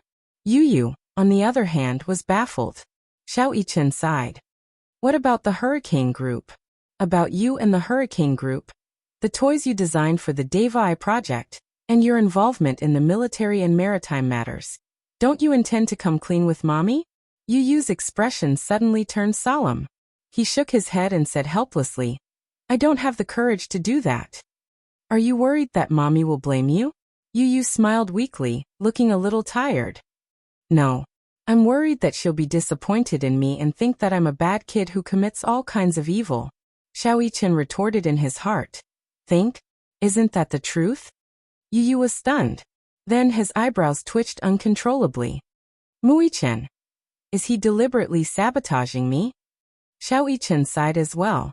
"I also think that it's better for you to hide this from mommy for now. After all, she might not believe you if you tell her about it, and she'll worry about you." Unlike his usual wide-eyed self, Xiao Yichen was surprisingly calm right now. He was thoughtful and considerate. He had considered all the things that Yu Yu was worried about. Even Yu Yu was taken aback by his brother's behavior. "You, me? Are you Mui-chen? Feeling suspicious, Yu tore at the man's face. Tell me, who are you? I don't believe that you're that idiot. Ah, Mui-chen grabbed his hand with a mournful look and said aggrievedly, I'm clearly analyzing the matter with you. Don't mess around. At this moment, Mui-chen finally showed his responsibility and boldness as an older brother. Yu snickered and said, You're finally acting like an older brother. Mui-chen blushed and cleared his throat awkwardly. I'm your older brother. I couldn't tell. You're usually a punching bag. Mui-chen rolled his eyes internally. Isn't that because you're always bullying me? I'm just giving in to you a little. Yu suddenly stopped smiling and said calmly, Don't worry. I'll explain it to her when the time is right. It's just that I haven't thought of how to explain it to her yet. Shipping, smuggling, military munitions, war. Chapter 21-23. Just imagining Mommy's expression. They all felt crazy. After receiving the news, Lu Jinyu and Jiangshan quickly rushed to Shangti Walk. In the living room, Yin Shishir served tea and heard Lu Jinyu's shocked voice. Boss, are you determined to do this? Jiangshan also said in disbelief. We're halfway through the plan. Now that boss has stepped down as the CEO, it may be a big challenge for the expansion of the Xingyu Corporation. Boss, you're crazy. As soon as he finished speaking, the two of them heard footsteps. They turned their heads and saw Yin Shishir holding the brewed tea, standing there in a daze, looking very uneasy. They looked at each other, and immediately felt extremely guilty. They comforted her and said, Sister-in-law, don't think too much. We don't mean what you think. It's okay. Yin Shishir put the teacup on the table thoughtfully, and was about to leave. Muyaja suddenly held her hand. Huh. She turned around blankly, only to see him smiling deeply and comforting her gently. Don't think too much, okay? Okay. Yin Shishir shook her head. Don't worry. You guys continue to talk. I'll go to the garden to trim the flowers. With that, she hurried to the back garden. Muyaja's smile disappeared. He turned around and glanced at them coldly with a dangerous gaze. Jiangshan knew that he had said something wrong, and bit his lip guiltily. What happened tonight was very sudden. I didn't have time to worry about it. The Mu Corporation can't tolerate me anymore. Or, some people with ulterior motives have long wanted to pull me down from this position. They haven't made a move on me because I'm still useful. Tonight, they arranged such a hangmen banquet for me because some people with ulterior motives want to use a few seniors and shareholders to kick me out.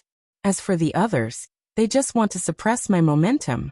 However, I've turned the tables on them and stepped down as the head of the family. They must be caught off guard and confused. Lu Jinyu immediately understood what Muyaja meant. As a matter of fact, Mu Linfeng had long harbored such thoughts. As a chess piece, he was naturally dissatisfied with the fact that the man had his own thoughts and opinions. He wholeheartedly wanted to find a suitable replacement for the patriarch's position. Perhaps he had already secretly cultivated some strength. This old man had a good plan. He wanted to make use of Muyaja to strengthen the Mu group. In the end, he would kick Muyaja out of the game and support another successor. In that case, wouldn't he be doing all the work for someone else? As for Mu Shumin, her thoughts were much simpler. She just didn't like Muyaja and thought that it would be best to kick him out. Even if it was difficult to shake his position, it would be good to use this meeting to dampen his spirit. Muyaja could tell that Mu Yanqing had gained Mu Shumin's trust. Mu Shumin wholeheartedly wanted to support this fellow to take the patriarch's position. As for the others, some were purely there to watch the show, while others were dissatisfied with his various actions and wanted to suppress his momentum. However, he had already been defeated and stepped down as the family head in front of everyone. As a result, some people were happy while others were sad. Most of the people who were happy were Mu Yanqing and Mu Shumin. They originally thought that it would be difficult to get rid of this thorn in their flesh, but they did not expect him to take the initiative to step down.